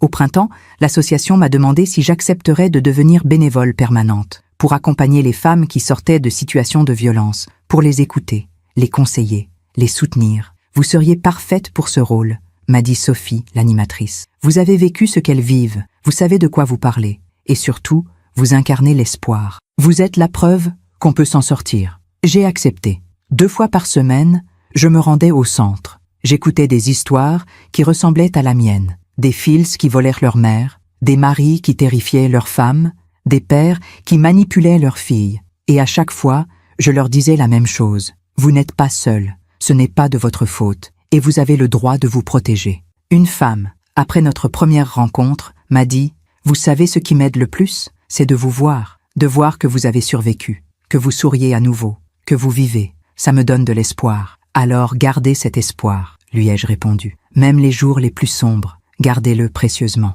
Un soir de mai, alors que je rentrais du centre, j'ai trouvé une lettre dans ma boîte aux lettres. Pas une lettre recommandée. Juste une enveloppe simple, avec mon nom écrit à la main. L'écriture d'Oscar. Cette fois, je ne l'ai pas laissée traîner. Je l'ai ouverte immédiatement. Maman, je sors dans 3 mois. Mon avocat a négocié une libération anticipée pour bonne conduite. Je ne vais pas revenir à Versailles. J'ai trouvé un travail dans le sud, à Marseille. Un nouveau départ, loin de tout. Je ne sais pas si un jour nous nous reverrons. Je ne sais pas si tu le voudras. Je ne sais même pas si tu as lu mes lettres. Mais je voulais te dire quelque chose d'important. Tu as eu raison. Surtout, j'étais devenu un monstre. Et tu as fait ce qu'il fallait faire. Tu t'es protégé. Tu as dit non. Et en faisant ça, tu m'as donné la seule chose qui pouvait me sauver. Un miroir. Un miroir qui m'a forcé à voir qui j'étais vraiment devenu. Je ne serai jamais le fils que tu as rêvé d'avoir. Mais je peux devenir un homme dont tu n'auras plus jamais à avoir peur. Et c'est ce que je vais faire. Vis ta vie, maman. Sois heureuse. Tu l'as mérité 1000 fois. Oscar. J'ai plié la lettre et je l'ai rangée dans un tiroir, avec toutes les autres. Un jour, peut-être, je lui répondrai. Ou peut-être pas. Le temps me le dira. Mais ce soir-là, j'ai compris quelque chose d'essentiel. Oscar avait sa propre route à parcourir. Et moi, j'avais la mienne. Nos chemins s'étaient séparés. Et c'était peut-être la meilleure chose qui pouvait nous arriver à tous les deux. Il y a 2 ans aujourd'hui, je vivais dans la peur. Je marchais sur la pointe des pieds dans ma propre maison. Je m'excusais d'exister. J'avais oublié ce que signifiait être libre. Aujourd'hui, je suis assise dans mon jardin, par une belle matinée de juin. Les roses que j'ai plantées l'année dernière sont en pleine floraison. Leur parfum se mêle à celui du jasmin qui grimpe le long du mur. Un merle chante dans le cerisier. Et moi, je bois mon thé tranquillement, sans sursauter au moindre bruit. Je suis en paix. Ce matin, Madame Roussel, Madame Fontaine et Madame Lefebvre viennent déjeuner. Nous faisons cela tous les dimanches maintenant. Nous cuisinons ensemble, nous rions, nous partageons nos histoires. Ces femmes sont devenues ma famille, pas celle du sang, mais celle du cœur, celle qu'on choisit. Cet après-midi, j'irai au centre. Une nouvelle femme arrive, une dame de 75 ans, dont le fils la menace. Sophie m'a demandé si je pouvais l'accueillir, lui parler, lui montrer qu'il y a un chemin vers la liberté. Je le ferai, comme je le fais maintenant toutes les semaines, parce que ma douleur a trouvé son sens, parce que ma blessure est devenue ma force. Oscar vit à Marseille depuis 6 mois. Il travaille dans un garage, répare des voitures. Il m'envoie une lettre tous les 2 mois, courte, sobre, des nouvelles de sa vie, sans demander de réponse. La dernière disait simplement « Maman, je vais bien, j'espère que toi aussi. » Oscar, je ne lui ai jamais répondu, pas par cruauté, mais parce que je ne sais pas encore quoi dire. Peut-être qu'un jour, les mots viendront, peut-être pas. Et j'ai appris que c'était acceptable. Le pardon n'est pas un devoir, c'est un choix. Et si ce choix ne vient jamais, ce n'est pas un échec. C'est juste la vie qui continue, avec ses cicatrices et ses frontières. Le docteur Mercier me l'a dit lors de notre dernière séance. Le pardon n'est pas obligatoire pour guérir. Vous pouvez guérir sans pardonner. Vous pouvez vivre en paix sans réconciliation. Ces mots m'ont libéré d'un poids que je portais depuis des mois. La culpabilité de ne pas pardonner. La honte de ne pas vouloir revoir mon fils. J'ai appris qu'une mère peut aimer son enfant de loin, qu'elle peut lui souhaiter du bien sans vouloir le revoir, qu'elle peut fermer une porte tout en espérant qu'il trouvera ailleurs une autre porte qui s'ouvrira pour lui. La semaine dernière, une chose étrange s'est produite. J'étais au supermarché, dans le rayon des légumes, quand j'ai entendu une voix derrière moi. « Madame Thibault ?» Je me suis retournée. Un homme d'une 40aine d'années me regardait avec un sourire incertain. « Oui, vous ne me reconnaissez pas. C'est normal. Mais moi, je vous reconnais. J'ai lu l'article sur vous dans le magazine. Mon cœur s'est serré. Je ne savais jamais comment réagir quand des étrangers m'abordaient. Je voulais juste vous dire... » Il a hésité. Ses yeux se sont remplis de larmes. « Vous dire merci. » « Merci ?» Ma mère, elle vivait ce que vous avez vécu. Avec mon frère, elle ne disait rien. Elle endurait tout. Mais après avoir lu votre histoire, elle a trouvé le courage de porter plainte. Il a essuyé ses yeux. Elle est libre maintenant. Elle sourit à nouveau. Et c'est grâce à vous. Il est parti avant que je puisse répondre, me laissant seule au milieu des tomates et des courgettes, les larmes aux yeux. Voilà ce qu'était devenu ma vie. Des rencontres imprévues avec des inconnus qui me remerciaient d'avoir survécu. Des histoires qui se multipliaient comme des cercles dans l'eau après qu'on y jette une pierre. Ma douleur avait créé des vagues. Et ces vagues touchaient des rivages que je ne verrai jamais. Ce soir, je vais dîner chez Madame Arnaud. Son fils vient lui rendre visite de Londres et elle veut me le présenter. Pour qu'il voie, m'a-t-elle dit, ce qu'une vraie relation mère-fils devrait être. Je ne suis pas sûre d'être le bon exemple. Ma relation avec Oscar est brisée, peut-être définitivement, mais peut-être que c'est justement pour ça qu'elle veut que je vienne, pour montrer qu'on peut survivre même quand la relation ne se répare pas. Avant de partir, je monte dans ma chambre. La photographie de mariage est toujours là, sur ma commode, celle que j'ai reconstituée, avec ses fissures visibles. Je la prends entre mes mains et je regarde le visage de Henri. Mon amour, j'ai fait de mon mieux, avec Oscar, avec tout. Je ne sais pas si tu serais fier de moi. Je ne sais pas si j'ai bien fait, mais je suis toujours là. Je suis toujours debout. Je remets la photo à sa place et je souris. Oui, je suis toujours debout. Et ça, c'est déjà une victoire. Il y a une question qu'on me pose souvent au centre, quand je témoigne. Comment savoir quand il est temps de partir? Ma réponse est toujours la même. Quand vous commencez à avoir plus peur chez vous que dans la rue. Quand vous retenez votre respiration en entendant une clé dans la serrure. Quand vous vous excusez d'exister. C'est là que vous savez. Mais j'ai peur de partir. Moi aussi, j'avais peur. Et vous savez ce que j'ai découvert? Que la peur de partir était moins terrible que la peur de rester. Une jeune femme m'a dit récemment, « Mais s'il change, si je pars et qu'il devient meilleur, alors il sera meilleur pour quelqu'un d'autre ou pour lui-même. Mais votre rôle n'est pas de rester pour espérer qu'il change. Votre rôle est de vous protéger. » Ce sont des paroles dures, mais ce sont des paroles vraies. Et la vérité, même dure, est plus douce que le mensonge qui étouffe. Ce soir, avant de m'endormir, je pense à toutes ces femmes que j'ai rencontrées. Celles qui sont parties, celles qui sont restées, celles qui hésitent encore. Je pense à Madame Fontaine, qui a transformé sa colère en action et qui milite maintenant pour des lois plus strictes contre l'abus financier des personnes âgées. Je pense à Geneviève, la femme de 82 ans qui m'a écrit. Elle vit maintenant dans un petit appartement, seule mais heureuse. Elle m'envoie des cartes postales tous les mois. Je pense à toutes ces histoires qui se tissent, qui se croisent, qui se soutiennent. Et je me dis que c'est ça, la vraie justice. Pas celle des tribunaux, même si elle est nécessaire, mais celle du temps qui passe et qui révèle la vérité. Celle du karma qui fait que nos actions finissent toujours par nous rattraper, en bien ou en mal. Oscar a payé le prix de ses actes, pas seulement par la prison, mais par la perte de sa mère, la perte de son foyer, la perte de qui il croyait être. Et moi, j'ai gagné quelque chose d'inattendu. Pas la vengeance, pas la satisfaction d'avoir gagné, mais quelque chose de plus précieux, la liberté d'être moi-même, la paix de vivre sans peur, la joie de me réveiller chaque matin sans redouter la journée qui commence. Il y a quelques jours, j'ai fait quelque chose que je n'avais pas fait depuis des années. J'ai dansé. C'était chez Madame Roussel, lors d'une petite fête qu'elle organisait. La radio jouait une vieille chanson que Henri et moi aimions. Et sans réfléchir, je me suis levée, j'ai fermé les yeux et j'ai dansé. Madame Fontaine s'est jointe à moi, puis Madame Lefebvre, puis Madame Arnaud.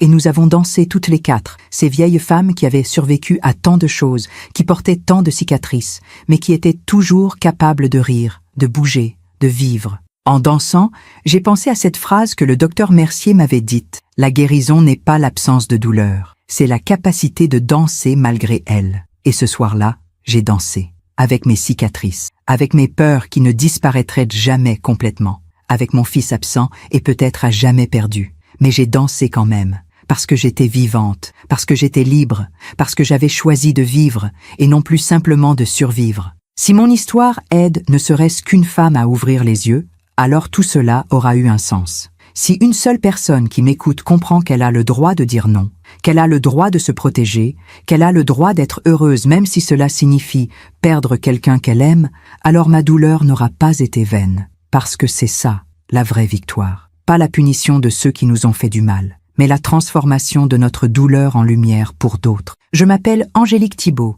j'ai 70 ans, j'ai eu peur de mon fils, je l'ai dénoncé, je l'ai perdu. Et j'ai survécu. Plus que ça, j'ai vécu, vraiment vécu. Et si vous m'écoutez en ce moment, si vous vivez ce que j'ai vécu, sachez une chose, il n'est jamais trop tard pour dire non, jamais trop tard pour partir, Jamais trop tard pour choisir vous-même. Vous n'êtes pas seule, vous n'êtes pas folle, vous n'êtes pas coupable, vous êtes forte, plus forte que vous ne le pensez. Et un jour, vous aussi, vous danserez. Merci de m'avoir écouté jusqu'au bout. Si cette histoire a touché votre cœur, abonnez-vous et activez la cloche pour entendre d'autres femmes qui ont transformé la douleur en sagesse. Chaque jour, une femme, une leçon de vie. Partagez cette histoire avec quelqu'un que vous aimez. Parfois, une histoire change toute une journée. Que Dieu vous bénisse et à très bientôt.